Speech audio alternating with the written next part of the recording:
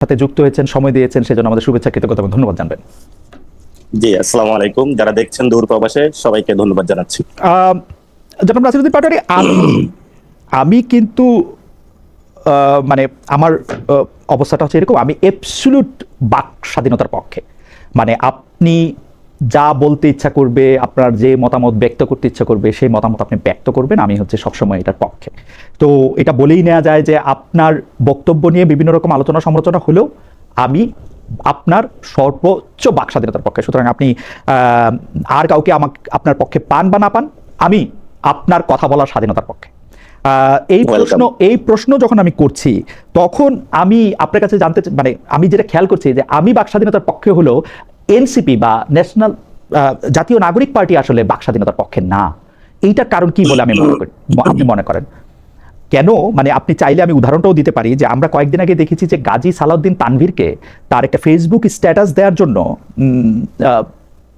Show cause করা হয়েছে, এবং অনেক এনসিপির নেতা নেত্রীদের মুখে আমি শুনেছি যে তিনি একটি খুবই গর্হিত কাজ করেছেন।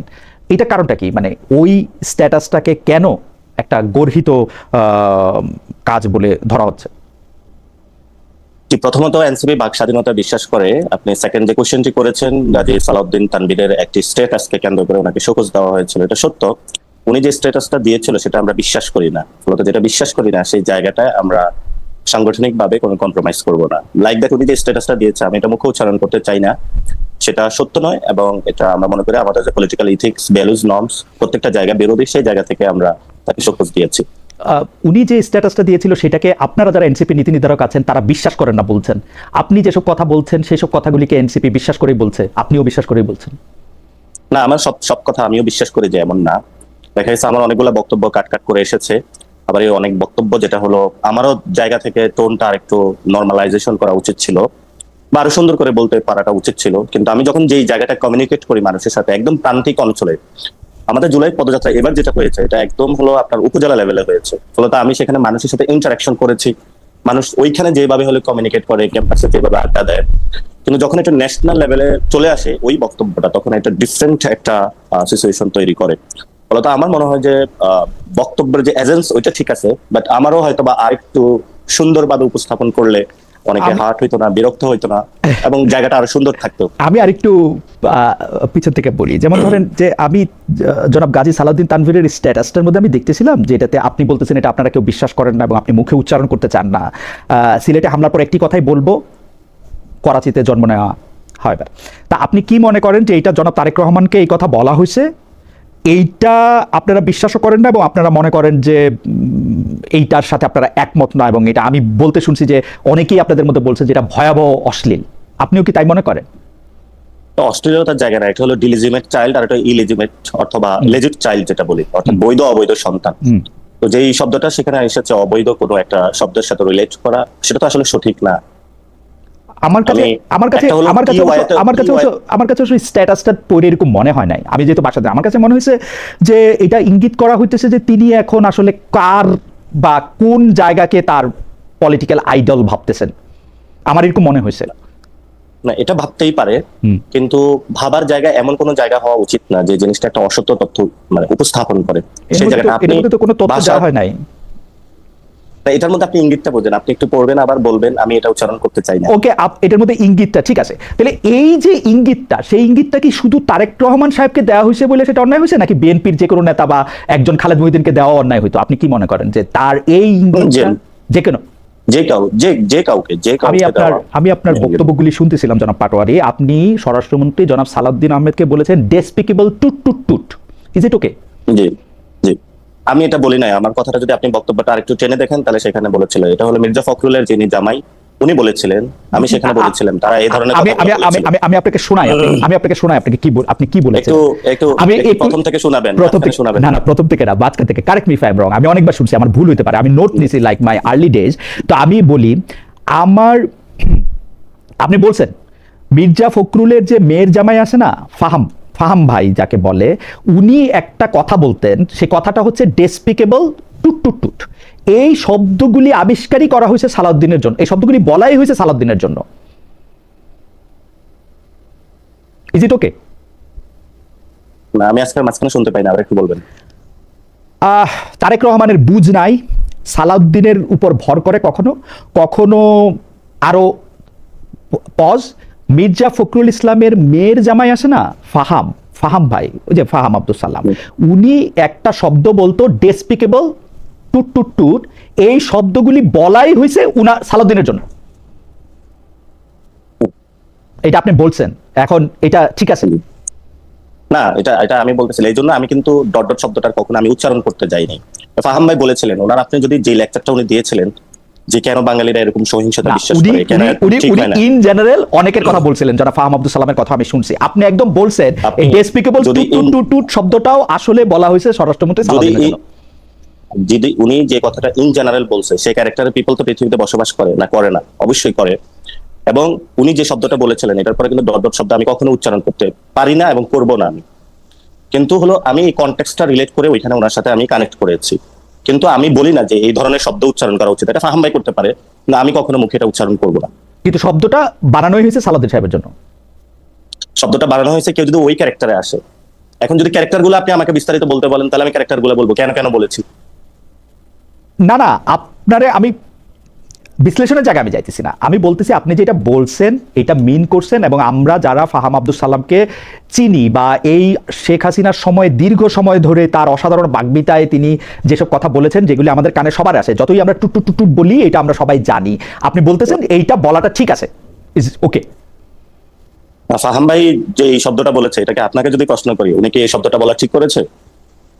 ফাহাম ফাহাম এই কথাটা বলা ঠিক করছে কিনা? জি। ও ফাহাম ঠিক করছে কিনা সেটা জাজমেন্ট তো আমার না, আমি তো বলছি আমাকে গালি দিলেও ঠিক আছে, সবকিছু ঠিক আছে, আপনি আমার বলতে পারেন ডেসপিকেবল টুট টুট টুট, ইটস ওকে, আমার জন্য ঠিক আছে। আপনার বলাটা ঠিক আছে কিনা সেটা আপনি বলেন, আপনি একজন পাবলিক ফিগার, পলিটিক্যাল লিডার, আপনার বলাটা ঠিক আছে না? আমি আমি আমি আমি এটা কখনো বলতে পারবো না, এই জন্য হলো আমি কি বলতে পারবেন, আপনি টুট টুট দিয়ে বলবেন। আমি ডট ডট বলছি, টুট টুট বলি নাই। এখন এই ডট ডট যে শব্দটা, এটা আমি বলতে পারবো না, কারণ এটা যেই ভাষাটা ফাহাম ভাই ব্যবহার করে ওই ভাষা আমরা ব্যবহারে আমরা অভ্যস্ত না। ওকে, প্রথম কথা এটা। দ্বিতীয় কথা হলো, যেখানে ভাষার চেয়েও আমি যে কনটেক্সটটা বুঝাইছি, এটার জন্য যদি আমি ভাষায় বুঝাইতাম তাহলে তো আমি ফাহাম ভাইয়ের রেফারেন্সটা টানার দরকার হইতো না, অথবা ওই সিচুয়েশনটা ক্যারেক্টারটা একসাথে ম্যাচ করার আমার দরকার হইতো না, তাহলে তো আমি ডিরেক্টলি বলে দিতে পারতাম। এটা সচরাচর বাংলাদেশে সবাই বলে, মারামারি, আমরা নোয়াখালীতে বলি কাজিয়া লাগলে সবাই এগুলো বলে দেয়। এই ধরনের শব্দ ব্যবহারে আমরা অভ্যস্ত না, যার জন্য আমি কখনো বলিনি। আপনি জনাব তারেক রহমানকে বুঝনাইয়ের জায়গাটা থেকে এইচএসসি পাস প্রধানমন্ত্রী বলছেন, ইটস ফাইন, আমার কাছে কোনো অসুবিধা নাই যে এইচএসসি পাস, আপনি তার এইচএসসি পাস মনে করছেন, আপনি এইচএসসি পাসে বলছেন, কিন্তু পাস দিয়ে কি আপনি একটা লোকের বিবেচনা করেন? মানে ধরেন আপনি মাস্টার্স পাস, সেই জন্য আপনি এইচএসসি পাস লোকের থেকে একটু ভালো, বেটার? না, আমি এটা দিয়ে জাজমেন্ট করতে চাই না। জাজমেন্টটা তখন আসে, একজন আপনার ব্রাজিলের যে প্রেসিডেন্ট যিনি ছিলেন, শ্রমিকদের থেকে যিনি এসেছেন, প্রেসিডেন্ট লুলা মেবি, তো উনি কিন্তু শ্রমিকদের থেকে এসে প্রেসিডেন্ট হয়েছেন। অথবা পৃথিবীতে অনেকজন আছে তারা পৃথিবীকে নেতৃত্ব দিয়েছেন। নেতৃত্বের জায়গাটা যখন আপনি পৃথিবীর এজেন্সটা বুঝতে পারবেন, মানুষ কি চাচ্ছে। দেখুন, আপনার এটা আমি যখন বলেছিলাম, বাচ্চারা হাঁটু পরিমাণ পানি, কারো গলা পরিমাণ পানি, ওই অবস্থায় তারা হলো পরীক্ষার হলে যাচ্ছে। আপনি চিন্তা করেন, আপনিও ওই সময় এইচএসসি পরীক্ষার্থী, এবং আপনি সকালবেলা দেখলেন যে হলো বাসার সামনে হলো গলা পরিমাণ পানি। তখন আপনি একটা আবেদন জানাইলেন যে ঠিক আছে, আজকের পরীক্ষাটা যদি বাতিল করা হয়, যেহেতু আপনি নগর ব্যবস্থাপনা করতে পারছেন না, অথবা আপনার আগে সরকার করতে পারে নাই, কিন্তু পরিস্থিতিটা তো বিরাজ করছে তখন আপনি তাকে বললেন আজকে পরীক্ষাটা না নিয়ে তাহলে আপনি কালকে নেন। আপনি তাদের বাসায় ডিবি পাঠালেন, তাদেরকে হেনস্থা করলেন, এই তুমি কোন কলেজে পড়ো, তাদেরকে পলিটিক্যাল ট্যাগ দিলেন। এবং যে এই পরীক্ষার ব্যবস্থা, সেখানে আমি বলেছিলাম বাংলাদেশের যারা শিক্ষার্থী তাদেরকে একটা টেস্টিং প্রক্রিয়া নেওয়া হয়। আফ্রিকান অঞ্চলে যেমন এই ওষুধটা ভালো নাকি খারাপ ইঁদুরকে দিয়ে টেস্ট করা হয়, তারপরে মানুষকে খাওয়ানো হয়। তো বাংলাদেশের শিক্ষা ব্যবস্থা কতটুকু খারাপ না ভালো, এটা যখন আপনার একজন প্রাইম মিনিস্টার অথবা হোয়াট এভার, এটা হলো শিক্ষা সচিব অথবা শিক্ষা মন্ত্রী, যেই হোক না কেন, তার মধ্যে যদি এই বোধ সম্পূর্ণ জায়গাটা না থাকে, তখন আসলে ওনার শিক্ষা ব্যবস্থায় আর কতটুকু, এটা ধরেন ক্লাস 5 পাস হইলে ওনার মধ্যে বুঝে আসতো না, আবার খুব পিএইচডি হলো তার মধ্যে এই সম্পূর্ণ বোর্ডটা আসতে পারে। তাহলে আপনার এইখানে কথাই আসলো, যদি 5 পাস হলেও উনি বুঝতেন না, পিএইচডি হলেও উনি বুঝতেন না, তাহলে আপনি তাকে এইচএসসি পাস কেন বললেন? হ্যাঁ, ওইখানে একটা শিক্ষার্থীদের বলা হয়েছে যে বাচ্চারা তোমরা ঘরে যাও। এখন যেই বাচ্চা পোলাপাইনগুলা কয়েকদিন আগে বের হয়ে আসছে যে বাংলাদেশের ফেসিলিটি সিস্টেম, তাহলে তাদের বুঝটা আছে মাথায় ক্লিয়ার নাকি ক্লিয়ার নাই, আপনি বলেন। না না, আমি আপনার কথা বুঝতে পারতেছি না, মানে আপনি বলতেছেন যে এর সাথে তো সার্টিফিকেটের কোনো সম্পর্ক নাই। নাসিরউদ্দিন পাটোয়ারি পিএইচডি পাইছে, সার্টিফিকেটের সম্পর্কটা কি? সার্টিফিকেটের সম্পর্কটা কেন আসতেছে সেটাই ব্যাখ্যা করতেছি আমি। আপনি বাচ্চাদেরকে কেন হলো গালি দিলেন বাচ্চা বলে? মানে যেই পোলাপাইনগুলা ক্লাস 10 ছিল অথবা ইন্টারে ছিল, সেই পোলাপাইনগুলা অভ্যুত্থানের সময় হলো বুঝেই তো ফেসিবাদের বিরুদ্ধে। কে গালি দিছে মুরগি বলে? শিক্ষামন্ত্রী দিয়েছে। ওকে, আপনি এই কথাটা একটু মনে রাখেন যে শিক্ষামন্ত্রী দিয়েছে। ওকে জি অবশ্যই। ওকে, তো শিক্ষামন্ত্রী দিয়েছে, তাহলে তো শিক্ষামন্ত্রী তো যার ক্যাবিনেটে আছে তাকে আপনি এইচএসসি পাস বলে কি এই গালিটা জবাব দেওয়া হলো? না, এই গালি তো মানে শিক্ষার্থীদেরকে যখন কথাটা বলা, আমি কিন্তু ওনাকে গালি দিতে চাই নাই। যে হলো এইচএসসি পাস, ওনার যদি বোধ সম্পন্ন থাকতো তাহলে উনি ওই বিষয়টা হলো রিয়ালাইজ। না, এটা সাথে পাশের কি সম্পর্ক? এটা সাথে পাশের কি সম্পর্ক? এটার পাশে সম্পর্কটা এটাই আসে, যদি because you are very proud যে আপনি ঢাকা ইউনিভার্সিটি থেকে পাস করে মাস্টার্স করে আসছেন, আর যারা এইচএসসি পাস মেট্রিক পাস, আপনি দেখেন একই ভাবে বেগম জিয়াকে বলা হইতো সে সময় নন মেট্রিক, 8 ফেল, 8 পাস, একই সংস্কৃতি না এটা? না, এটা একই সংস্কৃতি না। ওই সময় দেখা হয়েছে আপনি তো 8 পাস, আপনি কি করেন? না, আপনি যখন আমাদের বাচ্চাদেরকে গালি দিবেন অথবা তখন আপনি বলবেন আপনি এইচএসসি পাস, আপনি কি বুঝবেন? না না, আমি তাকে এটা বলি না যে আপনি এইচএসসি পাস হলে আপনি, আমি গালি দিতে চাই না তাকে, আমি তাকে রিলেট করার চেষ্টা করেছি। না না, আপনি বলছেন যে তার বুঝ নাই কারণ সে এইচএসসি পাস। হ্যাঁ, বুঝ নাই, এটা কি আপনি মনে করেন প্রধানমন্ত্রী বুঝ আছে? নাই তো। যদি বুঝ থাকতো বাংলাদেশে মাস্টার্স পাস প্রধানমন্ত্রী আমরা দেখছি, পিএইচডি পাওয়া, নোবেল পাওয়া সরকার প্রধান আমরা দেখছি। বুঝ নিয়ে সবার বুঝ নিয়ে প্রশ্ন করা যায়, তার সাথে পাশের কোনো সম্পর্ক নাই। পাস করার নিয়ে তাকে দেখছিলেন, পিএইচডি পাস করার পর রাষ্ট্র ডক্টর মোহাম্মদ ইউনূসকে দেখছি। ডক্টর ইউনূস তো ওই সময় শিক্ষার গুরুত্ব দিয়েছিল অনেক কিছু। না, আমি শিক্ষার গুরুত্বের কথা বলতেছি না, কিন্তু আমি শিক্ষার গুরুত্বের কথা বলতেছি না, আমি বলছি পাস ছাড়াও অনেক প্রশ্ন করা যায়, আপনি নিজেও অনেক প্রশ্ন করতে পারবেন ডক্টর মোহাম্মদ ইউনূসের নিয়ে। জি, তো সেইটা পাশের সাথে নাই তো, কিন্তু আপনি এটা বলছেন। হাউএভার আপনি আরেকটা কথা বলছেন যেটা আমার খুব মানে একটু কানে লাগছে। আপনি বলছেন যে প্রধানমন্ত্রীর ওয়াইফের কি কোনো কনস্টিটিউশনাল পজিশন আছে, বা তার কোনো মেয়ের ওর মানে গভর্নমেন্টের প্রোগ্রামে, গভর্নমেন্টের টাকা দিয়ে রাষ্ট্রের প্রোগ্রামে উনাকে বা উনার মেয়েকেও নিয়ে আসা হচ্ছে। এটা তো সারা পৃথিবীর নর্মস ভাই। বাংলাদেশে যাদের আমি মাত্র 3টা দেশের উদাহরণ দিই, উদাহরণ দিই। কানাডার প্রধানমন্ত্রীর ওয়াইফের কোনো কনস্টিটিউশনাল পজিশন নাই, ব্রিটেনের প্রধানমন্ত্রীর বউয়ের কোনো রকম কনস্টিটিউশনাল পজিশন নাই অথবা জামাইয়ের, এবং জাপানের প্রধানমন্ত্রীর বউয়ের বা জামাইয়ের কোনো কনস্টিটিউশনাল পজিশন নাই, কিন্তু তারা অনেক সময় ভলান্টারিলি রাষ্ট্রীয় কার্যে অংশগ্রহণ করেন। জুবাইদা রহমান বা জাইমা রহমানকে এই কথা বলার কি যুক্তি আসলে? আমি এই কথাটা বলেছিলাম যে সাধারণত উন্নত দেশের হলো একটা হলো কনস্টিটিউশনাল জায়গা থেকে ফার্স্ট লেডি, না শুধু প্রেসিডেন্সিয়াল শাসনের ক্ষেত্রে, আর কোথাও ফার্স্ট লেডি থাকে প্রেসিডেন্সিয়াল, শুধু প্রেসিডেন্ট, কিন্তু অথবা রাষ্ট্রীয় কোন জায়গায় অনেকে কনস্টিটিউশনাল পদে তাদেরকে নিয়ে আসে। অথবা আমি কানাডা, ব্রিটেন এবং জাপানের উদাহরণ দিলাম, তাদের কেউ কনস্টিটিউশনাল পোস্টে নাই, ইউরোপের কোথাও নাই। আমি জার্মানিতে ছিলাম, চ্যান্সেলর বইয়েরও নাই। সেখানে ম্যাকটার্নের ওয়াইফ কোন রাষ্ট্রীয় ইনস্টিটিউশনে গিয়েছে আমাকে একটু দেখাবেন। রাষ্ট্রীয় ইনস্টিটিউশন অনেক কিছু তিনি বলে ভলান্টারিলি। আপনি টনি ব্লেয়ার বলে ব্রিটেনের একজন প্রধানমন্ত্রী ছিলেন, তার স্ত্রীকে আপনি চেনেন? তার স্ত্রীর নামটা মনে আছে? হ্যাঁ চিনি, পরবর্তীতে সবকিছু হয়েছে। কিন্তু এখন যেই আমি কোয়েশ্চেনটা তুলেছিলাম যেহেতু বাংলাদেশে ফার্স্ট লেডি নাই, 2 নম্বরে জিনিস হলো বারাক ওবামার যে মিশেল ওবামা, উনিও কিন্তু রাষ্ট্রীয় অনেক কাজে বা বাহিরে অংশগ্রহণ করতেন একটা ফাউন্ডেশনের নাম দিয়ে বা কোনো কাজে। পৃথিবীর অনেক দেশে এই কাজটা হয়ে থাকে, ইন্দোনেশিয়া, মালয়েশিয়া, অনেক জায়গায় হয়ে থাকে। তো আমি বলেছিলাম যখন আপনি রাষ্ট্রীয় একটা মন্ত্রণালয়ের জনগণের ট্যাক্সের টাকা খরচ করছেন এবং ওই মন্ত্রণালয়ের মাধ্যমে আপনি প্রমোশন কাজ চালাচ্ছেন, আপনি ভলান্টারি কাজে অংশগ্রহণ করেন। সো আপনি একজন ডাক্তার, আমাদের হেলথ সেক্টর ধ্বংস হয়ে গেছে, আপনি সেখানে গিয়ে কাজ করেন, নো প্রবলেম। আমি যখন গিয়ে দেখি ঢাকা মেডিকেলে ওয়াশরুমে হলো গন্ধ আসতেছে, তো আপনি সেই ওয়াশরুমে যান, আপনি তো সেখানে যাচ্ছেন না। আপনি যখন একজনের ইন্টেনশনটা বুঝবেন, আপনি দেখেছেন জাইমা রহমানের যখন কথাটা এসেছে অনেকে বলেছে গালি দিয়েছি, আপনি আজকে এখানে টকশোতে একটু প্রমাণ করে যাবেন আমি কি গালি দিয়েছিলাম বা কি করেছিলাম। সেই জায়গাটা আমরা জুবাইদা রহমান এবং জাইমা রহমান আনঅফিশিয়াল জায়গাগুলিতে গেলে আপনার কি সমস্যা, নাকি আপনি যেভাবে বলে দিবেন সেভাবে যাইতে হবে? না কোনো সমস্যা নাই কোথাও যদি যায়। বাট আমাদের জায়গাটা হলো আপনি যান ঢাকা মেডিকেলের একটু ওয়াশরুমটা দেখেন, ঢাকা মেডিকেলের একটু সামনে যান, আপনি হলো সোহরাওয়ার্দী মেডিকেলের একটু যান, আপনি মুগদা মেডিকেলের একটু যান, আপনি পঙ্গু হসপিটালের একটু যান। মানে আপনার যে প্রফেশন, অর্থাৎ আপনি একজন ইকোনমিস্ট, আপনি গিয়ে হলো পারমাণবিক বোমা বানাচ্ছেন, বললেন যে আমি এটা সবচেয়ে পারবো, আমার হলো এই ক্ষমতা আছে, এই পাওয়ার আছে, আপনার যে এক্সপার্টিস জায়গাটা আপনি ওখানে কাজ করেন, এটা তো নো প্রবলেম। কিন্তু আপনি রাষ্ট্রীয় একটা program, you are sponsoring from the tax of the people, আপনি জনগণের টাকা দিয়ে যখন কাউকে এইভাবে উপরে উঠানোর চেষ্টা করবেন, সেটা হলো অবশ্যই আমাদের সেই জায়গায় হলো কথা বলা উচিত। আমি আপনার এই কথার সাথে আমি আমার অনেকগুলি ব্যাপারে কথা বলবো, বাংলাদেশের আমি অনেকগুলি ব্যাপারে কথা বলবো তো। হ্যাঁ, আপনি যদি বলেন ডাক্তার জুবাইদা রহমান, দেখেন ওনাকে বাংলাদেশের সবাই শ্রদ্ধা করে, এটাতে কোনো ডাউট নাই, কিন্তু ডাক্তার জুবাইদা রহমানের বাংলাদেশের রাষ্ট্রীয় কোনো পদবি আছে নাকি নাই? বাংলাদেশের আমি আপনাকে বললাম তো, ইউরোপের অনেকগুলি দেশে যেখানে প্রাইম মিনিস্টার আমি আপনাকে যে নাই থাকে না তো, প্রধানমন্ত্রী স্ত্রী জন্য কোনো কনস্টিটিউশনাল পোস্ট থাকে না তো। না, আপনি এবং আপনার জুবাইদা রহমান একজন বাংলাদেশের সিটিজেন বা নাগরিক, আপনি একজন নাগরিক, এই তো নাকি? না, পার্থক্য আছে। যিনি অফিস হোল্ড করেন অর্থাৎ রাষ্ট্রের প্রধানের দায়িত্ব থাকেন, সরকার প্রধানের দায়িত্ব থাকেন, তাকে এরকম অনেক দায়িত্ব পালন করতে। আচ্ছা, হাউএভার আমি আপনাকে বলছি, আপনার কথা শুনতে আমার খুবই ভালো লাগে। এটা আপনার না, আমার কেন, সারা পৃথিবীর এটা নর্মস ভাই। আপনি এটা ব্রিটেনের জন্য নর্মস, কানাডার জন্য নর্মস, জাপানের জন্য নর্মস, পৃথিবীর যেসব দেশে প্রধানমন্ত্রী শাসিত সরকার আছে এটা অলমোস্ট সব দেশের জন্য নর্মস। আমি ঘেটে দেখছি ভাই, আপনি বাসায় গিয়ে চেক করে দেখুন। বাংলাদেশের আমি চেক করে কথা বলেছি। বাংলাদেশের ক্ষেত্রে কি হয়, ধরেন প্রধানমন্ত্রীর লাইন আপটা পরবর্তীতে ঠিক করা হয়, অর্থাৎ অমুক ফ্যামিলির কে পরবর্তীতে প্রধানমন্ত্রী হবে, এরপরে কি হবে। তো যেই সরকারি 5 বছর সরকারে থাকে, দেখা গেছে উনি হলো এটার মধ্যে হলো স্পন্সরিং করার চেষ্টা করা হয়। ওকে ফাইন ফাইন, আমি আপনার কথা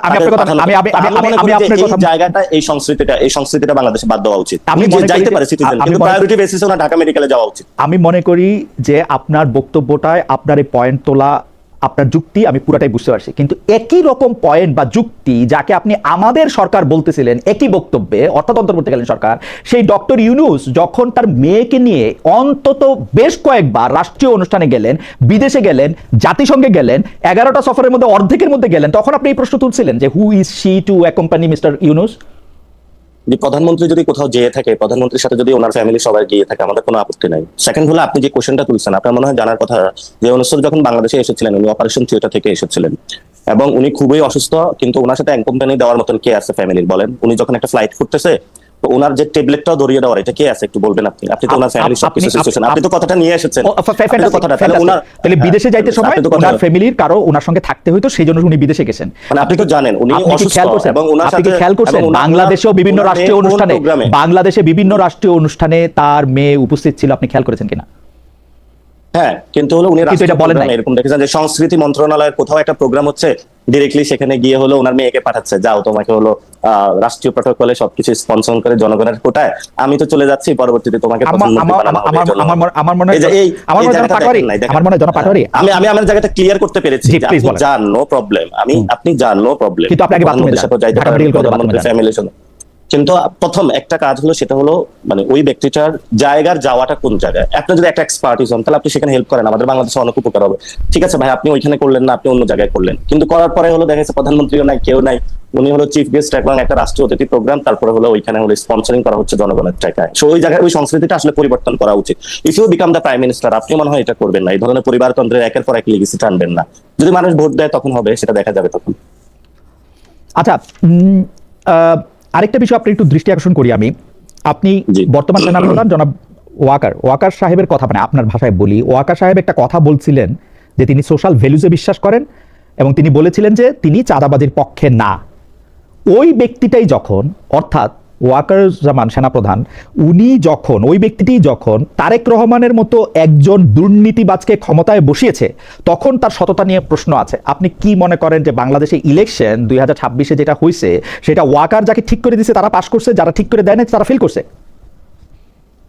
হ্যাঁ, সেটা তো আমি সরাসরি কোয়েশ্চেন তুলেছিলাম যে আমি নিজেও তো ইলেকশন করেছিলাম, আমি সেখানে ছিলাম, যে আমার যখন 8টার দিকে রেজাল্টটা অফ হয়ে গিয়েছিল, সেই অফিসে জিজিএফআই থেকে যে রাষ্ট্রীয় যে সংস্থাগুলো সেগুলো বসেছিল, মির্জা আব্বাসের ওয়াইফও সেখানে ছিলেন, এবং বিভিন্ন জায়গায় স্টেট লেভেলে বিভিন্ন ইন্টারনাল ওয়েতে সেই কাজগুলো আমরা পাচ্ছিলাম যে কোথায় কি হচ্ছিল, এবং আমি তো এটা প্রত্যক্ষ সাক্ষী ছিলাম।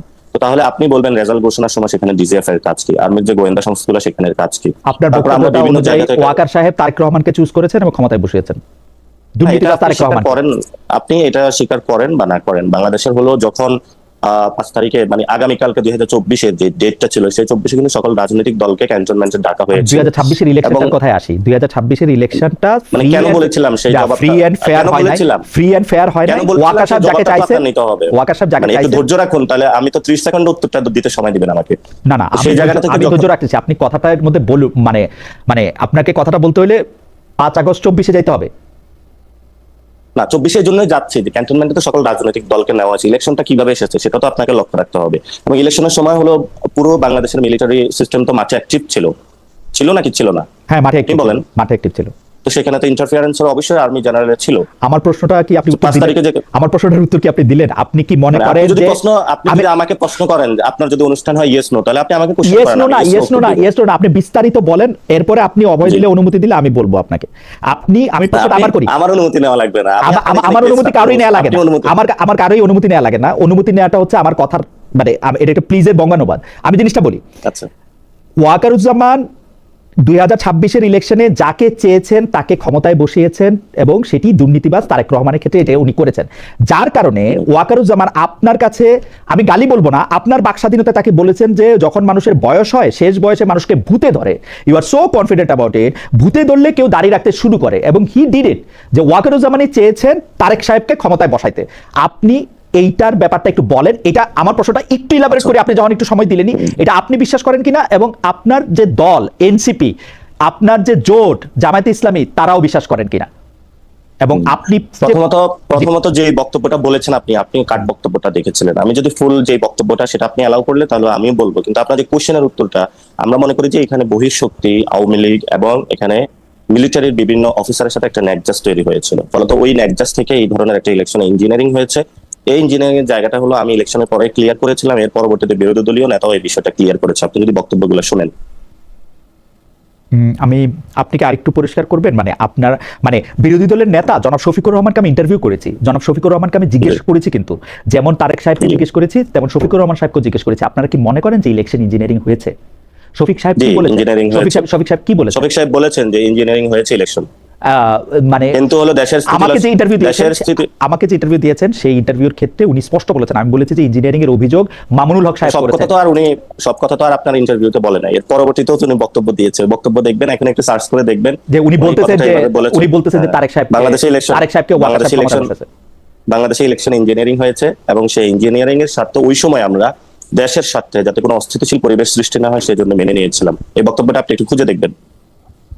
আমার মনে হয় যে আপনি ঠিকই বলতেছেন, তিনি এই জাতীয় কথা বলছেন, কিন্তু আবার তো এই কথাও বলতেছেন যে দেশের স্বার্থে যদি এটা এখন মেনে নেন, 5 মাস হয়েছে এখন আপনারা বা জনাব ওলি আহমেদ বা জামাত ইসলামী মিলে সরকারকে ফেলেও দিতে চাচ্ছেন। আপনি তো বলেই দিয়েছেন যে বিএনপি তো ক্ষমতায় টিকবে না, কারণ বিএনপি হচ্ছে রাবিশ পার্টি, আর এই বিএনপি কখনো আসলে টিকবে না এখানে, তাই না? হ্যাঁ, আমি এখনো বলি এই সরকার হলো টিকবে না, কারণ এই সরকার টিকবে না কারণ ইলেকশনটা 2টা ভোট হয়েছিল, আপনি একটা ভোট মানবেন আরেকটা মানবেন না। ইলেকশনে জনগণের 70% রায় দিয়েছিল। 71-এ যখন আমাদের মুক্তিযুদ্ধ হয়েছিল, মহান মুক্তিযুদ্ধ, সেই মুক্তিযুদ্ধের আগে জনগণ একটা রায় দিয়েছিল, সেই যুদ্ধতে কিন্তু হলো পাকিস্তানি জান্তা ছিল, তারা সেই জনগণের রায়টা মানে নাই, ফলত একটা দেশে এই ধরনের জনগণ রায়কে বাস্তবায়ন করার জন্য রাজপথে মানুষ নেমে আসে, এবং এখানেও কিন্তু 70% জনগণ একটা রায় দিয়েছিল, আপনি সেই রায়ের দিকে যান নাই। অলরেডি হলো সংসদে একটা সংশোধনী কমিটি গঠন করা হয়েছে, যেটা আমরা বলেছিলাম যেখানে একটা রিফর্ম অ্যাসেম্বলি হবে, এবং সেখানে সালাউদ্দিন অকপটে স্বীকার করেছেন যে আমরা মাঠে জনগণকে প্রতারণা বা বোকা বানানোর জন্য এটা বলেছিলাম, তাহলে তো আমাদেরকে জনগণ ভোট দিত না, ফলে তো জনগণের সামনে সবটাই স্পষ্ট হয়েছে। জনগণ যদি কাউকে মনে করে যে তাদের জন্য প্রতারণার ফাঁদ পাতা হয়েছে অথবা তাকে বোকা বানানো হয়েছে, সেই জনগণ কেন আপনাকে স্কেপ দিবে? ফ্যান্টাস্টিক, দেওয়ার কোনো অবকাশ নাই। আমার কাছে মনে হয় আমি একটু পুরোনো কথায় ফিরে আসি, তার মানে এনসিপি এবং জামাতে ইসলামী, এনসিপি আপনার দল হিসাবে এবং জামায়াতে ইসলামী হচ্ছে আপনাদের জোট সঙ্গী হিসাবে, তারা বিশ্বাস করে যে 2026 সালের ইলেকশন রিগড হয়েছে, ওয়াকার সাহেব তারেক সাহেবকে ক্ষমতায় বসিয়েছেন। ডিরেক্টলি যদি আপনি বলেন yes no, directly yes no এটা বলা যাচ্ছে না, কিন্তু হলো এখানে আপনি তো ডিরেক্টলি ইয়েস নো বলতেছেন পাটোয়ারি সাহেব, আপনি দেখেন আপনি কিন্তু একদম স্পষ্ট বলতেছেন ওই ব্যক্তি যখন তারেক রহমানের মতো একজন দুর্নীতিবাজকে ক্ষমতায় বসিয়েছে। আপনি এই কোশ্চেনটা যদি উত্তরটা এভাবে নেন, আপনি যে আপনার যখন গণঅভ্যুত্থান হলো তখন তো সকল রাজনৈতিক দলকে ক্যান্টনমেন্টে ডাকা হয়েছিল, এবং পরবর্তীতে কার্যত ইনার ওয়েতে সেখানে তো হলো ক্যান্টনমেন্টের বিভিন্ন জায়গায় ইন্টারফারেন্স ছিল, এটা আপনি অস্বীকার করতে পারবেন না, এবং ইউনূস স্যারের আমলেও তারা স্যারকে ওইভাবে অনেক ক্ষেত্রে কাজ করতে দেয় নাই, এবং সেগুলো আপনাদের সবারই জানা আছে। তো পরবর্তীতে আমরা বলেছিলাম ঠিক আছে আমরা তাহলে একটা গণতান্ত্রিক নির্বাচন প্রক্রিয়ার দিকে যাব, এবং সেখানে আমরা যখন চুপ্পুর বিরুদ্ধে আন্দোলন করেছিলাম সেখানে আর্মি চিফ রাজি ছিলেন না। তো এখানে তো মানে একটা স্টেটের কয়েকটা স্টেক হোল্ডার থাকে, এখন আপনি তো সেখানে আমাদের ডিপি স্টেটের জায়গা থেকে ওনাদেরকে হলো বাদ দিতে পারবেন না। যদি বাদ দিতে পারেন তাহলে তো আজকে পর্যন্ত আয়না বা গুমের সেই জায়গাটা আমরা এখনো নিশ্চিত করতে পারি না যে গুমের বিচার অথবা এই আইনটাতে নতুন করে প্রণয়ন হবে, অথবা যাদেরকে হলো বিচারের আওতায় নেওয়া হলো তাদেরকে এসিতে গাড়িতে করে নেওয়া হচ্ছে এবং সেখানে আলাদা জায়গা তাদেরকে রাখা হচ্ছে। এটা তো স্পষ্ট হচ্ছে যে কোথায় কোথায় তাদের একটা প্রভাব পড়ে। যেমন মিডিয়া এই ডিপি স্টেটের পার্ট কি ডক্টর মোহাম্মদ ইউনূস ছিলেন? ডিপ স্টেটের পার্ট ডক্টর ইউনূস আছেন নাকি নাই সেটা তো আপনি ডিপ স্টেট ভালো করে বুঝেন, তো সেই জায়গাটা আমি ব্যাখ্যা দিতে পারবো না বা উত্তর দিতে পারবো না। কেন আমি প্রশ্ন করছি যে আপনি কয়েকটা লক্ষণের কথা বললেন, আর আমার চোখে লক্ষণ কি? আমার চোখে লক্ষণ হচ্ছে ডক্টর মোহাম্মদ ইউনূস যাকে কোত্থেকে জানি আইনা নিরাপত্তা উপদেষ্টা নিয়োগ দিয়েছেন, সেই নিরাপত্তা উপদেষ্টা বিএনপির পররাষ্ট্রমন্ত্রী হয়েছে। কোথা থেকে আইনা না বিএনপি পাঠাইছে? ও বিএনপি পাঠাইছে। তো আর ডক্টর মোহাম্মদ ইউনূস এটা হজম করছে, ডক্টর মোহাম্মদ ইউনূস হজম করছে তাকে, উনি বুঝেন না। ডক্টর ইউনূস তো শুধু এটাও হজম করে না, অনেকেও হজম করছে, সবাইকে নিয়ে চলতে চেয়েছে, একটা মানে উনি unity বা শুধু ঐক্য হজমই গড়ে করে তুলতে গেছে, চেয়েছে। উনি উনার অ্যাটর্নি জেনারেল এখানে আইনমন্ত্রী হয়েছে, উনার প্রেসিডেন্টকেই প্রেসিডেন্ট রেখা দেওয়া হয়েছে, উনার কারণেই এই আপনারা যাকে অসম্মান করে রাষ্ট্রপতির কথা যে বলে, উনার কারণেই রাষ্ট্রপতির কাছে শপথ দেওয়া হয়েছে, কারণ উনি কাকে অসম্মান করা না, হয়েছে? সম্মান অসম্মান আমি উজ্জ্বল করলাম যে ধরেন সাবেক রাষ্ট্রপতিকে নিয়ে আপনারা বলেন যে উনি আওয়ামী লীগের রাষ্ট্রপতি ছিলেন, কিন্তু ডক্টর মোহাম্মদ ইউনূসই ওই রাষ্ট্রপতির কাছেই আপনাদের শপথ নিতে বাধ্য করছে, তাই না? না, ডক্টর ইউনূস বাধ্য করে নাই। ডক্টর মোহাম্মদ ইউনূস ওনার কাছেই শপথ নিতে চাইছেন। অ্যাবসলিউটলি। সাবেক ছাত্রলীগ ক্যাডার যেই চুপ্পু সাহেব, ওনাকে সাহেবে বলি যেহেতু উনি একটা বড় মাপের ক্যাডার, তো উনি ওই সময় হেড অফ দ্য স্টেট তো রাষ্ট্রপতি ছিল। আমরা সেই সময় বলেছিলাম যে স্টেটটা এটার বাইরে গিয়ে আমরা নতুন ভাবে গঠন করতে পারি কিনা। তো সেই সময় তো সকল শক্তি রাজি ছিল না, এটা ইতিমধ্যে মির্জা ফখরুল ডক্টর ইউনূস সাহেব কি রাজি ছিলেন? ডক্টর ইউনূস সাহেব কি রাজি ছিলেন? ডক্টর ক্ষমতাটা ওই সময় যদি ডক্টর ইউনূস জনগণের যে ম্যান্ডেট সেটার উপরে উনি করতেন, কিন্তু 5 তারিখে যখন সব রাজনৈতিক দলকে ক্যান্টনমেন্টে প্যাকেট করে নিয়ে যাওয়া হয়েছে, তারপরে ডক্টর ইউনূসের কি করার ছিল আপনি বলেন? না না, 5 তারিখে যা যা কিছু করা হয়েছে সেটাকে আপনি বলতেছেন প্যাকেট করে নিয়ে যাওয়া হয়েছে, রাইট? প্যাকেট করে নেওয়া হয়েছে। প্যাকেট ছাড়াও অনেকে গেছেন, রাজপথ থেকে প্যাকেট ছাড়াও অনেকে গেছেন, আমরা তো প্যাকেট ছাড়াও গেছে, যেমন প্যাকেট ছাড়া অনেকে গেছে, হ্যাঁ প্যাকেট ছাড়া অনেকে দৌড়ায়, ওদিকে ফোন পাইলে অনেকে দৌড়ায়। এটা বাংলাদেশের একটা বদ অভ্যাস, এটা পাকিস্তান আমল থেকে শুরু হয়েছে, পাকিস্তানে আছে। জামাত ইসলামী প্রধান প্যাকেট সহ গেছেন, প্যাকেট করে নিয়ে গেছেন নাকি এমনি গেছেন? আপনি কেন জামাত ইসলামী স্পেসিফিক বলতেছেন? আপনি কেন স্পেসিফিক জামাত ইসলামীর নামটা ওয়াকারুজ্জামান, আমি বলি জামাত ইসলামীর নামটা ওয়াকারুজ্জামান সবার আগে বলছেন, সেজন্য আমি জামাত ইসলামী বলবো, তারপরে বিএনপি বলবো, তারপর জাতীয় পার্টি বলবো। আপনাদের তখনও কোনো পার্টি হয় নাই, আপনাদের মধ্যে থেকে কি প্যাকেট হয়ে গেছে, প্যাকেট ছাড়া গেছে সেটাও বলেন, একবারে সবগুলি বলে দিলাম। আমাদের থেকে কেউ প্যাকেট হয়ে যায় নাই, আমরা রাজপথে ছিলাম। ওকে, আর জামাত ইসলামী, বিএনপি, জাতীয় পার্টি? আমি তো কোনো রাজনৈতিক দল স্পেসিফিক করি না, আমি তো সব রাজনৈতিক দলে গিয়েছিল সেখানে। না, আপনি বলছেন কেউ প্যাকেট গেছে, কেউ প্যাকেট ছাড়া গেছে, আপনি মানে কেউ স্বেচ্ছায় গেছে, কেউ স্বেচ্ছায় গেছে, কেউ নিজের ইচ্ছা গেছে, কে গেছে নিজের ইচ্ছা? সবাইকে প্যাকেট করে নেওয়া হয়েছিল। কেউ ক্যান্টনমেন্টে নিজের ইচ্ছা যায়, কার ভালো লাগে, যারা রাজনীতি করে পাবলিক আইতে, তারা তো কেউ আসলে ক্যান্টনমেন্টে যাইতে চায় না। এবং আমরা তো এটা বিশ্বাস করি যে ক্যান্টনমেন্টে হলো রাজনীতিকে ম্যাডলিং করা উচিত না, এবং যেটা বাংলাদেশে বরাবরই হচ্ছে, এটা কেউ অস্বীকার করার জো নাই যে হচ্ছে। যে আমরা চাই না এটা থাকুক। আমি একটু শিক্ষায় ফিরে আসি। আপনি অভিযোগ করতেছেন, একবার আপনি বলতেছেন যে এই ছাত্রদেরকে বাজে কথা বলেছেন শিক্ষামন্ত্রী, আরেকবার আপনি বলতেছেন ওই একই বক্তৃতার মধ্যে আপনি বলতেছেন রাজপথে যত ঝামেলা পাকানোর চেষ্টা করতেছে এইটা হচ্ছে কি নাম জানি, প্রধানমন্ত্রীর উপদেষ্টা না কি জানি, মাহাদি আমিন, উনার হলো নতুন করে খায়েশ হয়েছে শিক্ষামন্ত্রী হওয়ার, এই জন্য রাস্তায় পোলাপাইন নামাই দিছে মিলনকে পদত্যাগ করার জন্য। আমি বলবো সরকারের মধ্যে শস্যের মধ্যে ভূত আছে। আপনি এই বক্তব্যটাকে একটু ইলাবোরেট করবেন কিনা, মানে মাহাদি এই পুরো আন্দোলনটা করাইছে শিক্ষামন্ত্রী হওয়ার জন্য? হ্যাঁ, মাহাদি ভাইয়ের আমি মনে করি যে এখানে তার একটা খাহেশ আছে, এবং উনি শিক্ষা মন্ত্রণালয়ে অনেক স্পেসিফিক বক্তব্য দিয়ে থাকেন, এবং ভিতরে এটা অনেকের মধ্যে আলোচনা আছে মাহাদি ভাই এটা হতে চায়। এটা ইনফরমেশনটা আমার থেকে পাওয়া না, এটা আমি বিএনপির মধ্যে থেকে পেয়েছি। বিএনপির ওরা মিলন ভাই মাহাদি হইতে চাইতেছেন শিক্ষামন্ত্রী কেন? বিএনপি অথবা এনসিপি বিএনপি কি বিদেশে থাকে নাকি যে আমাদের সাথে আড্ডা গল্প? না, আড্ডা গল্পের মধ্যে আপনাকে যে তথ্য দিল সেইটাই আপনি বিশ্বাস করলেন নাকি কোনো স্পেসিফিক মাহাদি এটা করছে দেখেন ও শিক্ষামন্ত্রী হইতে যাচ্ছে? কারণ আপনি খুব স্পেসিফিকলি বলতেছেন নতুন করে শিক্ষামন্ত্রী হওয়ার খায়েশ জাগছে, আপনি একদম খুব স্পেসিফিক, এবং উনি রাজপথে ডক্টর দেখেন কয়েকটা নিউজ কিন্তু কয়েকদিন ধরে আসতেছে, অনেকে আশা আকাঙ্ক্ষা আছে যে ক্যাবিনেট কখন সাফল হবে, কে ঢুকবে কে বের হবে।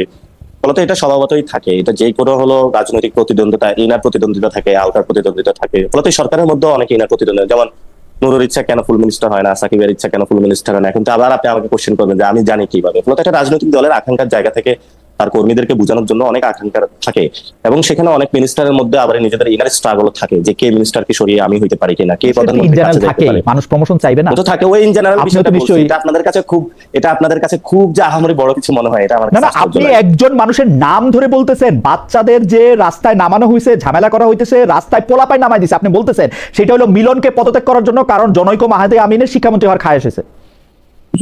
দেখেন এখানে মাহাদি আমিন ভাই তো ঢাকা 14তে ইলেকশন করতে চাইছিল, যেখানে তুলিয়াফা ইলেকশন করতে চাইছিল।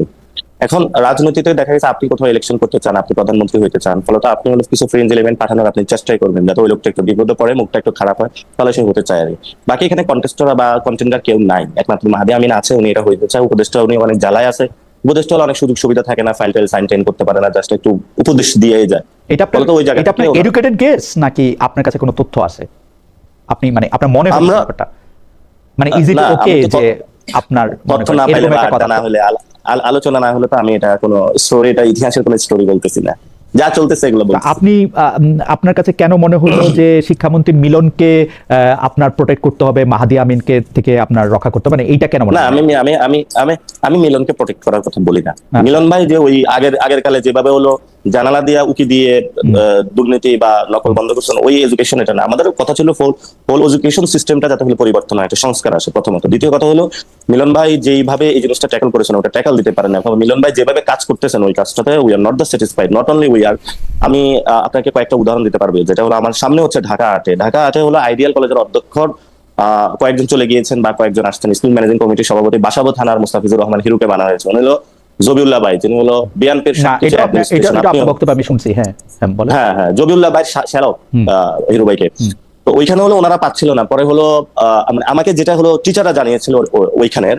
তো পরবর্তীতে ঢাকা বোর্ডের চেয়ারম্যানকে ফোন দিয়েছে, চেয়ারম্যান বলতেছে আমি কি করবো। পরে মিলন ভাইকেও ফোন দিয়েছে, মিলন ভাই বলতেছে যে আমি কি করবো ভাই, এখানে আব্বাস ভাই আমার দূরে থাকা ভালো। ভাই এগুলো খুবই ওপেন সিক্রেট কথাবার্তা, এগুলো স্কুলের হলো ক্লাস 10 এর বাচ্চাদেরকে জিজ্ঞেস করলে আপনি পাইবেন ওইখানে। এবং বাচ্চারা যারা আন্দোলন করলো তাদেরকে আপনি বললেন যে পোলাপানরে ঝামেলা করতে মাহাদি আমিন নামাইছে, মানে বাচ্চাদের আন্দোলনের আসলে সেই অর্থে কোনো ইচ্ছা ছিল না। মানে যেহেতু মাহাদি আমিন নামাইছে। আন্দোলন না, একটা হলো আন্দোলন তো বিক্ষুব্ধ করা হয়েছে, মিলন সাহেব ব্রয়লার মুরগি বলে তাদেরকে বিক্ষুব্ধ করেছেন এবং তাদের ইলজিক্যাল কিছু সিদ্ধান্ত তাদের উপরে চাপিয়ে দিয়েছেন। এটা যেমন সত্য, প্রত্যেকটা আন্দোলনে কিছু হলো বিভিন্ন স্টেক হোল্ডার ঢুকে পড়ে, এক একজনের এক একটা স্বার্থ। এখন দেখেন ওই স্বার্থ থেকে ফসলটা কে তুলতে চায়নি, ঠিক আছে, মিলন ভাই গেল, তারপরে ফসলটা কে ঘরে পাইতে চায়, সেটা যিনি ফসলটা ঘরে পাইতে চায় সেটা যে ফসলটা ঘরে পাইতে চায়, এটা হচ্ছে আপনার ডিডাকশন হচ্ছে যে এটা মাহাদি আমিন পাইতে চায়, সেজন্য মাহাদি আমিন এই ঝামেলাগুলো করতেছে, এটা শস্যের ভিতরে ভূত। এইটা এবং আপনি শস্যের ভিতরে আরো ভূত দেখলেন। আপনি এরকম বললেন যে এই হাফিজকে দিয়া, আপনি এরকম বলছেন এই মেজর হাফিজকে দিয়া কি করাবে সেইটাও জনগণকে নজর রাখতে বলতেছি। এইটা একটু ব্যাখ্যা করুন, মানে মেজর হাফিজকে কি করাবে? এটা একটা ভালো জিনিস আপনি উত্থাপন করেছেন। প্রথমত হলো আমাদের এখন যিনি অস্থায়ী রাষ্ট্রপতি উনি হলো একজন ক্যান্টনমেন্টের মানে ব্যাকগ্রাউন্ডের লোক।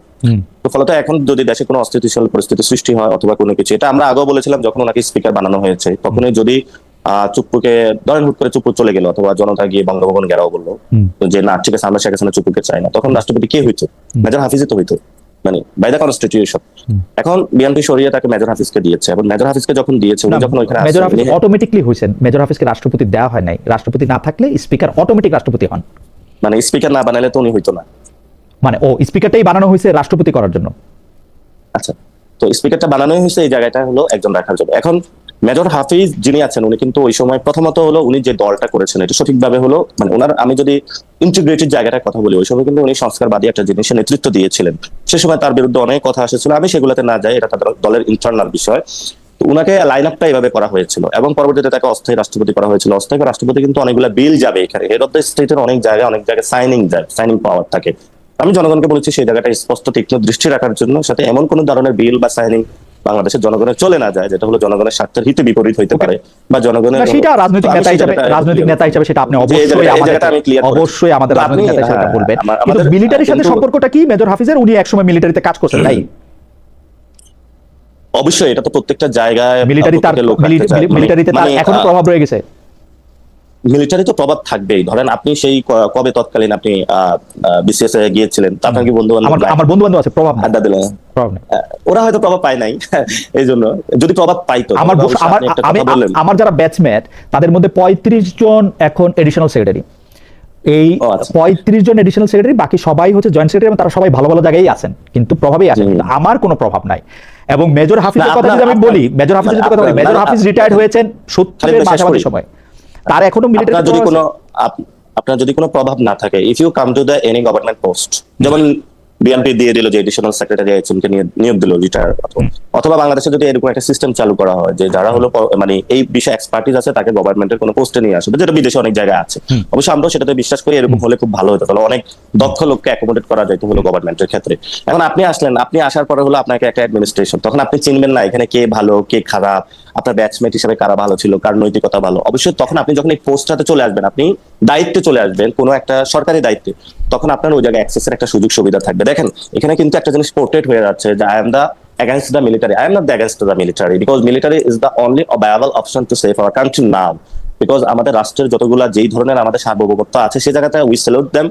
ইভেন না, আমি আপনার মিলিটারির প্রতি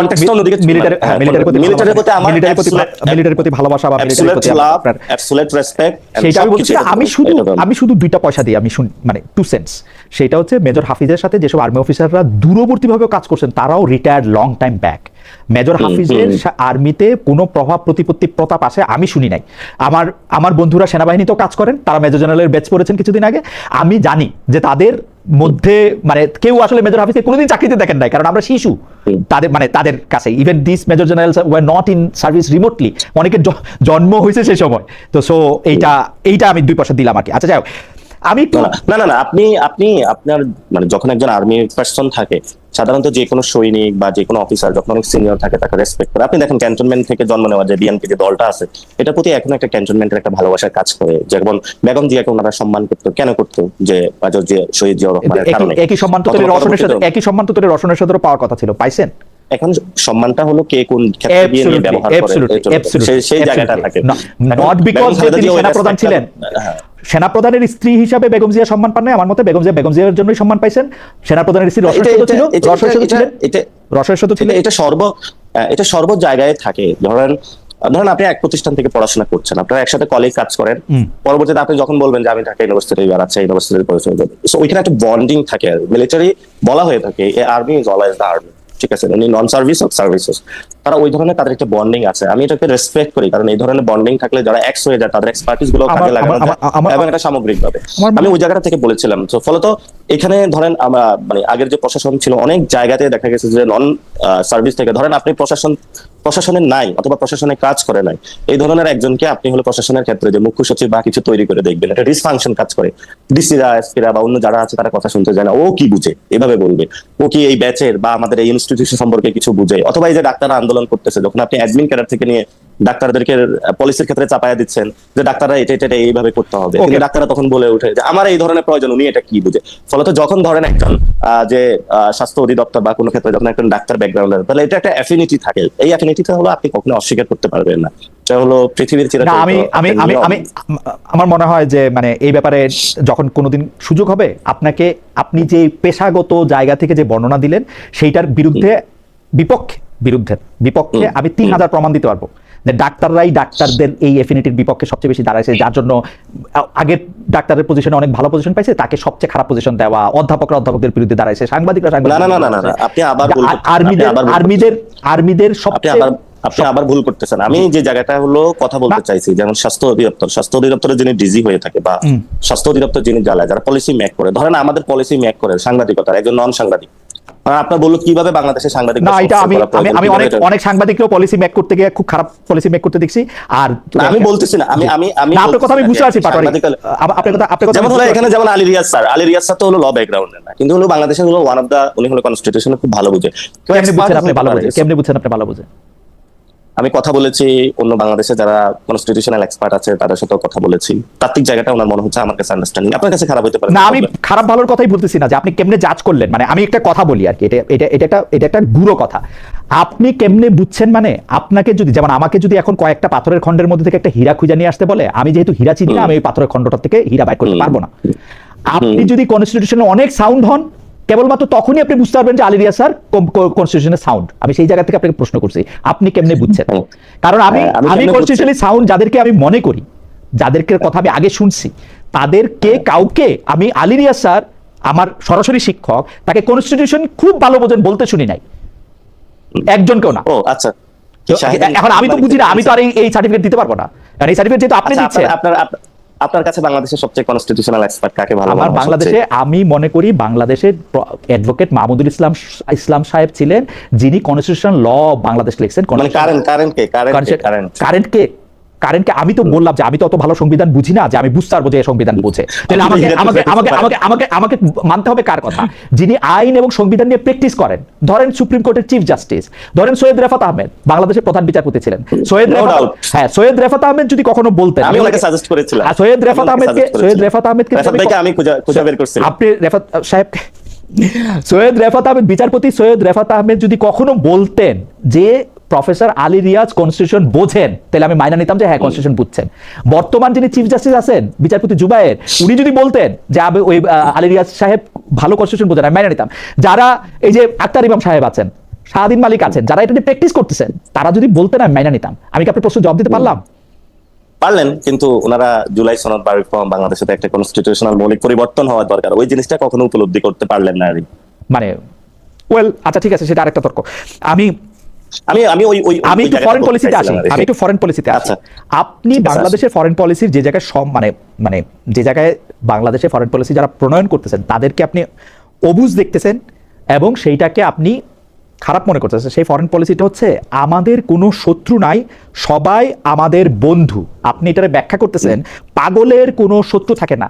পৃথিবীর একটি দেশ আপনি দেখাইতে পারবেন ইসরায়েল ছাড়া যে ফরেন পলিসিতে কাউরে শত্রু হিসাব করে কথা বলে? না, আপনি অ্যাজ এ আওয়ার কনস্টিটিউশন আমরা তো বলি আমাদের কোনো শত্রু নাই, সবাই আমাদের বন্ধু। হ্যাঁ, এটা কিন্তু আপনি বলছেন কিন্তু গত পাগলের মতো 17 কথা। কিন্তু গত 17 বছর আপনি বলেছেন কেন যে ভারত রাষ্ট্র চালাচ্ছে, ভারতের সাথে আপনার সম্পর্ক নাই, ভারতের বিরুদ্ধে আপনি হ্যান করে ফেলবেন, ত্যান করে ফেলবেন, কেন বলেছেন আপনি? বুঝি না কেন বলেছেন ওদের হাতে গোলামের জিঞ্জির, আমাদের হাতে স্বাধীনতার পতাকা? কার কথা বলছেন? আপনি যদি বিএনপির, আমি যদি বিএনপির কথাই বলি, বিএনপি তো গত 17 বছর হলো বাংলাদেশের সেই অনেক আগ থেকে হ্যান করে ফেলবেন, ত্যান করবেন, তাহলে আপনি ভারতের সাথে কেন শত্রুতা সৃষ্টি করেছেন? আমি বলি না যে বন্ধুত্ব করতে হবে। আপনি আপনি আপনি দুনিয়ার সব পক্ষকে খুশি রাখতে পারবেন না। আপনার একটা পক্ষে যখন আপনি অ্যাডভান্টেজ পাবেন, অপর পক্ষে আপনার কিছু লুজ হবেই। কিন্তু আপনি যখন নিয়ম বানাবেন যে ঠিক আছে সবাই পৃথিবীতে ইকুয়াল, কিন্তু ভারতের সাথে শত্রুতা করছে বিএনপি ক্ষমতায় থাকতে, আমার এরকম কোনো মানে জানা নাই। আপনার কোনো কিছু জানা আছে এরকম? আমি ক্ষমতা বলি না, আমি 17 বছর বলছি। না, বিরোধী দলে থাকলে দেখেন, বিরোধী দলে থাকলে শেখ হাসিনাও ইন্ডিয়াতে গ্যাস রপ্তানি হইতে দেয় নাই। ভারত বিরোধী থাকলেও পরে বিএনপি চাইছিল বলেছিলেন যে সবার সাথে খুবই সুন্দর সুন্দর একসাথে করে আপনার কোথাও অ্যাডভান্টেজ আসলে কোথাও ডিসঅ্যাডভান্টেজ আসবে, কোথাও একজনের স্বার্থ ভালো হলে ফরেন পলিসিতে আমরা বলবো যে অমুক আমার শত্রু আর কেউ বন্ধু না, নাইলে আমাকে পাগল বলবে।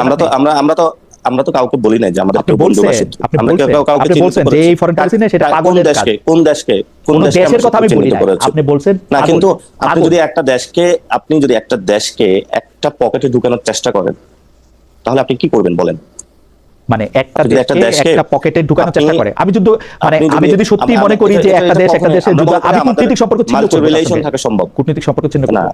এটা বাংলাদেশের এখন যে পরিস্থিতি আছে, দেখেন আমাদের 3 দিক দিয়ে ভারত ঘেরাও করা। একটা হলো আমাদের ওপেন প্লেস আছে, সেটা হলো বে অফ বেঙ্গল। সেখানে বে অফ বেঙ্গলটাতে আমরা চাই না হলো নতুন কোনো পরাশক্তির এখানে হলো জিওপলিটিক্যাল অ্যাসপেক্ট থেকে কোনো সংঘাতের সৃষ্টি হোক। ঠিক আছে, আমরা ব্যবসা বাণিজ্য, সায়েন্স, টেকনোলজি শেয়ারিং এ আমরা আছি, স্টুডেন্ট পাঠাচ্ছি, তারা আসতেছে। আপনি যখন সবার সাথে সম্পর্ক ছিন্ন করে একদিকে চলে যাবেন এবং সেখানে হলো ফুল জিনিসটা একজনকে ওপেন করে দিবেন উইদাউট এনি কন্ডিশন, অথবা আমাদের স্বার্থটা না দেখে, সেখানে তো অবশ্যই আমরা কথা তুলবো। আপনি মানে টোন কি হইতে পারে সেটা তো আমাকে কথা বলে না। আমি শুরুতে বলেছিলাম আপনি কিন্তু জনাব পাটোয়ারি, আপনি কিন্তু আমার প্রশ্নের উত্তরটা আপনার মতো করে দিতেছেন, কিন্তু আমি আশা করি যে আপনার মতো করে একজন ইন্টেলিজেন্ট এবং বাগ্মী আমাকে সরাসরি প্রশ্ন উত্তর দেন। আপনার কাছে কি মনে হয় যে আমাদের foreign policy, foreign yes no তো বলার দরকার নাই যে আপনি আবার আরেকটা কথা বললেন। আমি আপনার কাছে জানতে চাইছি আমাদের ফরেন পলিসিটা হচ্ছে সকলের সঙ্গে, মানে কারোর সঙ্গে শত্রুতা নয়, সকলের সঙ্গে বন্ধুতা। সেইটাকে আপনি বলতেছেন পাগলের সাথে আপনি তুলনা দিচ্ছেন। আমাদের ফরেন পলিসিটা কি হওয়া উচিত আসলে? মানে এটাই ফরেন পলিসি হওয়া উচিত এবং সেটাই আপনি করেন। তাহলে আপনি তো সেটা করছেন না। আপনি তো বলতেছেন যে এইটা করা উচিত, সেটা বলতেছেন না তো। আপনি বলতেছেন সকল কাউরে শত্রু না বলাটাই পাগলের লক্ষণ। সকলের শত্রুতা আপনি সেই জিনিসটা করতেছেন না, আপনি একটা দেশের পকেটে ঢুকে যাচ্ছেন, এটা তো ঠিক না। আপনি বলেন যে আপনি তো যে জিনিসটা আপনি ফরেন পলিসিতে বলতেছেন সেটা আপনি করতেছেন না, সেইটা হলো একটা কথা। কিন্তু আপনি বলতেছেন সকলের সঙ্গে বন্ধুত্বের পলিসিটাই পাগলের পলিসি। না, আমি ওই পলিসি নিয়ে কথা বলিনি। আমি বলেছি যে আপনারা তো না, আমি কনস্টিটিউশনাল পলিসিতে কথা বলি না, আমি কনস্টিটিউশনাল পলিসিতে বিশ্বাস করি। ইভেন আমরা যখন কনস্টিটিউশন পরিবর্তন করবো, যা নতুন করে রিরাইট লিখবো, আমরা এটাই রাখবো, আমরা সবার সাথে সম্পর্ক সুন্দর রাখবো। যখন আপনি প্র্যাকটিক্যাল ওয়ার্ল্ডে কাজ করেন, তখন আপনার এখানে সব কোয়ালিটির সাথে আপনার খুব ভালো সম্পর্ক। এটা হলো অফিস ইথিক্স, তো সবার সাথে খুব ভালো সম্পর্ক রাখতে হবে, সবার সাথে ভালো বিহেভ করতে। কিন্তু তার অফিস থেকে যখন আপনি নামবেন, দেখবেন কারোর সাথে আপনি বাসায় যাচ্ছেন, কারোর সাথে কফি খাচ্ছেন, আপনার একটা হৃদ্যতা সম্পর্ক কোনো গড়ে উঠে। তো সবকিছু তো আপনার রিটেন ভাবে হয় না। আমি জানি না, মানে আমি হয়তো আপনি তো আনসার দিলেনই, বেশ কয়েকবারই দিলেন, আমি বুঝতে পারিনি, এটা আমার ব্যর্থতা। আমি প্রসঙ্গ আমি কি আরেকবার চেষ্টা করবো নাকি এটা স্কিপ করবেন? না, আপনি একই কথা বারবার বলতেছেন, তাহলে তা আমারই বোঝার মানে সীমাবদ্ধতা। আপনি তো একই কথা বারবার বলতেছেন, আপনি তো এক কথাই বলতেছেন। আমি প্রশ্নটাকে একটু আরেকটা জায়গায় আনি আর কি। সেইটা হইলো যে ভারত প্রসঙ্গে যেহেতু আপনি কথা বলতেছেন, আপনি গিলে খাওয়ার কথা বলতেছেন, আপনি 1971 সাল থেকে 2026 সাল আজ অব্দি আপনি ভারতের সাথে করা কোন চুক্তিগুলি খারাপ এবং কোন চুক্তিগুলি বাতিল হয়েছে সেইটার কথা কি আপনি বলতে পারবেন? আমি কনটেক্সটটা বলি। আসিফ মোহাম্মদ সজীব ভুঁইয়া উপদেষ্টা থাকাকালে একবার বললেন ভারতের সাথে 10টা চুক্তি আমরা বাতিল করছি। সেইটা পররাষ্ট্র উপদেষ্টা বললেন টাটারলি ফলস, ভারতের সাথে কোনো চুক্তি বাতিল হয় নাই, কোনো সরকারি কোনো চুক্তি আসলে ভারতের সঙ্গে বাতিল করে নাই, এখন পর্যন্ত করে নাই। ডক্টর মোহাম্মদ ইউনূস ক্ষমতা আসার পরে যে আন্তর্জাতিক সিদ্ধান্তটা সবার আগে নিয়েছেন সেটা হচ্ছে আদানির টাকা পরিশোধ করা এবং ভারতের চুক্তিগুলিকে এজ ইট ইজ নিয়ে যাওয়া। তাইলে আপনি বা আপনারা যারা ওই সরকারকে আমাদের সরকার বলতেছেন, আপনাকে আমি দেখতেছি 2 দিন আগের বক্তৃতাও ওই সরকারকে বলতেছেন আমাদের সরকার, তো সেই ব্যাপারটা আপনারা কিভাবে ব্যাখ্যা দিবেন যে আপনারা যে কোনো চুক্তির কোনো পরিবর্তন করেন না, কোনো চুক্তি সামনে আনেন না, কোনো চুক্তি বাতিল করেন না? ওই সরকারটা শুধু আমি আপনি সবারই সরকার ছিল, সবাই ওটাতে হলো মেনে নিয়েছিল, কোনো দল নাই যে বাংলাদেশে মানে নাই, এবং সবাই ওই সময় খুব স্বতঃস্ফূর্ত ছিল। পরবর্তীতে কেউ যদি পোস্ট না পাইছে, অনেকে যারা এক্সপার্টিস আছে বলছে সরকারের উপদেষ্টা হইতে হবে, ওটি একটু রাগান্বিত হয়েছে। কেউ বলছে যে আমি হলো এই মন্ত্রণালয়ে যাবো, অমুক জায়গায় সচিব হইতে চাই, এই কাজ করতে চাই। ফলে তো অনেকে বিভিন্নভাবে বিক্ষুব্ধ হয়েছেন, রাগ হয়েছিলেন, সবারই ইন্টারেস্ট ছিল। আমাদের কাছে অনেকে যোগাযোগ করছে, মনে করছে যে আমরা খুব পাওয়ারফুল, এই অর্ডার নিয়ে আসতো, ওই অর্ডার নিয়ে আসতো, সবগুলো রেখে দিতাম টেবিলের নিচে, বা এই ক্ষমতা আমাদের নাই। আমাদের সরকার বলতেছি গণঅভ্যুত্থান নামে একটা সরকার হয়েছিল, এই সরকার কিন্তু পুরো জনগণের সরকার। আমি যদি নিজেকে জনগণ চিন্তা করি সেই জায়গাটা আমি বলেছি, এটা নট দ্যাট এনসিপি সরকার। অনেকে পরে ওন করে নাই, আমাদের দায়বদ্ধতা ছিল ওন করেছি আমরা, কারণ আমরা কমিটমেন্ট থেকে লড়তে পারি নাই, সেই জন্য বলছে আমাদের সরকার। কিন্তু এটা তৌহিদ ভাই ভালো বলতে পারবে উনি কেন বাতিল করে নাই। যেমন আমাদের মহেশখালী মানে ইউনূস সাহেব বলতে পারবেন না, ইউনূস সাহেব বলতে পারবেন না, বেশি যিনি মন্ত্রণালয়ে কাজ করে উনি বলতে পারবেন। এখন আপনি যদি বলেন যে আমি পার্সোনালি মনে করি, হ্যাঁ অবশ্যই তারেক রহমান ভালো জানে। আমি সবকিছুর জন্য তারেক সাহেবকে রেসপন্সিবল মনে করি, ফরেন পলিসির ক্ষেত্রে রেসপন্সিবল মনে করি। যদি আনসার পাইতে চান তাহলে হলো মনে হচ্ছে যে ওই সময় তৌহিদ ভাই এটা ভালো বলতে পারবে। তৌহিদ সাহেবকে আমি কোট করছি, তৌহিদ সাহেব বলছেন একটি চুক্তিও বাতিল হয় নাই। আসিফ মোহাম্মদ সজীব ভুঁইয়ার মানে যে জায়গা সেটি 2025-এর 22 অক্টোবর উনি বলতেছেন যে উনি ফেসবুকে স্ট্যাটাসে যে কথা বলছেন সে কথা ঠিক না। এটা তৌহিদ সাহেব তাদেরকে আক্স করুন। এখন ওনাদের ওইখানে কি হয়েছে, ওই ক্যাবিনেটেও আমি ছিলাম না, আমি হয়তো খোঁজ নিলে জানতে পারবো। এখন যদি আমি আসিফ মাহমুদ হতাম তাহলে উত্তর দিতে পারতাম যে তৌহিদ সাহেব এটা বলছে, অথবা আমি তৌহিদ সাহেব হলে আমি উত্তর দিতে পারতাম আসিফ সাহেব এটা বলছে। এই জন্য আমি দুজনের কেউ না, আমি কিভাবে এটা উত্তর দিব? দর্শকদের মধ্যে থেকে অনেকে বলতেছেন আজকে দর্শকদের মতামত কেন নিতেছেন না, তো দর্শকদের একটা পার্ট বলতেছেন যে আপনি নাসিরউদ্দিন পাটোয়ারিকে ভয় পেয়ে প্রশ্ন করতেছেন। ভাই ভয় তো আমি, আরেকজন বলতেছেন যে আমি 100% নিশ্চিত, বা অনেকেই 100% নিশ্চিত যে আমি খালেদা আজকে বিএনপি থেকে টাকা নিয়েছে। Fair enough. আমি একটু জামায়াতে ইসলামের প্রসঙ্গে একটু যেতে চাই। সেটি হচ্ছে দাঁড়ান, আমি একটু ছবি তুলে রাখছিলাম আপনার ঘটনা, মানে আপনার খালিদ ভাই আপনাকে আমার একটা কোশ্চেনের আজকে ইচ্ছা ছিল খুব। জি করেন। জি, আপনারা তো সবসময় আমাদেরকে জিজ্ঞেস করেন আমাদের ইনকাম সোর্স, আমি একটু ঠিকানা সম্পর্কে একটু জানতে চাচ্ছিলাম আজকে। কি জানতে চাচ্ছেন বলেন? ঠিকানার মালিককে বা কিভাবে, মানে অন্য জায়গাতেও ধরেন আমরা সালমান এফ রহমানের আগেরটা জানতাম, অথবা নিউজ 24 এর মালিক হলো বসুন্ধরা, অথবা মেঘনা গ্রুপের 71 টিভি আছে, আগামী সময় আসতেছে। আমাকে আজকে একজন জিজ্ঞেস করতেছিল যে ঠিকানার কি অথবা কি, এটা একটু জানলে তাহলে আমাদের জন্য একটু ভালো হতো। আমি বলি, ঠিকানা হচ্ছে নিউ ইয়র্ক থেকে বাইর হওয়া একটা সাপ্তাহিক পত্রিকা যেটা 35 বছর এই বছর পার করলো। তো ঠিকানাতে মালিককে বলা যাবে এম শাহিন, ইনি কুলাউড়া থেকে নির্বাচিত 2 বার সংসদ সদস্য, একবার বিএনপি থেকে, একবার হচ্ছে স্বতন্ত্র পদ থেকে, আরেকবার উনি নির্বাচন করেছিলেন সর্বশেষ এই। কিন্তু আমরা যে ঠিকানা ডিজিটালটা করতে চাচ্ছি, যে ডিজিটাল কন্টেন্টের, সেই ডিজিটাল কন্টেন্টের সাথে ঠিকানা যে পত্রিকা, সেই ঠিকানা পত্রিকার সেই অর্থে কোনো সম্পর্ক নাই। আচ্ছা সিস্টার কনসার্ন। কিন্তু আমি আপনাকে আরেকটা জিনিস বলি, আপনি গতবারও আপনি এই প্রসঙ্গটা তুলেছেন যে আপনি সালমান এফ রহমানের এখানে কাজ করেছেন, বা সালমান এফ রহমানের শুনেন, আমরা যারা প্রফেশনাল, আমার যদি বাংলাদেশের কোনো পত্রিকায় কোনো টেলিভিশনে কাজ করতে হইতো, যে কোনো, তাদের সবার ব্যাপারে আপনি বলতে পারতেন যে এই মালিকানা দিয়ে এটা করছে, এই মালিকানা দিয়ে সেটা করছে। কিন্তু আপনি আমার পজিশন, আমার অবস্থান, সেইটা নিয়ে বলতে গেলে আমি কোথায় কাজ করছি সেটা নিয়ে যদি প্রশ্ন তোলে, সেটা আপনি তুলতে পারেন, এটা আপনার বাক স্বাধীনতা। কিন্তু আমি আপনাকে বলি, আগের বারও আপনি এই কথা বলছিলেন যে আপনি তো মেক্সিকো সালমান এফ রহমান, শুনেন, সালমান এফ রহমানের প্রতিষ্ঠান, এটা অন রেকর্ড বলতেছি, সালমান এফ রহমানের প্রতিষ্ঠান, আমি বলি কতবার বলছেন আপনি, কতবার বলছেন, আমি বলি কথাটা এটা বলছি, আমি বলি সালমান এফ রহমানের, শুনেন সালমান এফ রহমানের ডিসটোর্টেড করেছেন না, আপনি গতবার একই প্রসঙ্গে একই রকম ভাবে এই কথা বলেছেন যে আমি আপনাকে একটা প্রশ্ন করতে চাই, আপনি হচ্ছে সালমান এফ রহমান। আমি আমার কথাটা শেষ করতে চাই, আমার কথাটা বলতে দেন। আমি বলি সালমান এফ রহমানের কোম্পানিতে আমার জন্য কস্ট টু দা কোম্পানি যত ছিল, আমার জন্য ইন্ডিপেন্ডেন্ট টেলিভিশন আয় করছে তার কয় গুণ বেশি। আমি উনার প্রতিষ্ঠানে কাজ করছি বলে উনার দয়া নিয়ে কাজ করি না, আমি জীবনে ওনার সঙ্গে একটা ছবি তুলে পোস্ট করি নাই। আমি প্রফেশনাল হিসাবে ইন্ডিপেন্ডেন্ট টেলিভিশনে যোগ করছি, আমার কোনো কিছু পাওয়ার নাই। বাংলাদেশে আমি যখন এই কথা কইতেছি, আপনি খোঁজ নিয়ে দেখেন টপ 10টা টেলিভিশনের মধ্যে অন্তত 5টার অ্যাপয়েন্টমেন্ট লেটার এখন আমার পকেটে।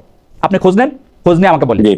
আমি ওই সময় বলেছিলাম যে আমি যদি আপনাকে এই কথাটা বলি আপনি রাগান্বিত হয়ে যাবেন না, তাহলে আমি বুঝাতে চাচ্ছিলাম না, আমি আপনাকে এর আগের বার আপনি কোন প্রসঙ্গে বলছিলেন সেটা আমি বলি। আমি আপনাকে বলছিলাম যে আপনার একজন সহযোদ্ধা এই কথা বলছেন যে আপনারা আসিফ নজরুলের ছাগল নিয়ে খাই ফেলছেন।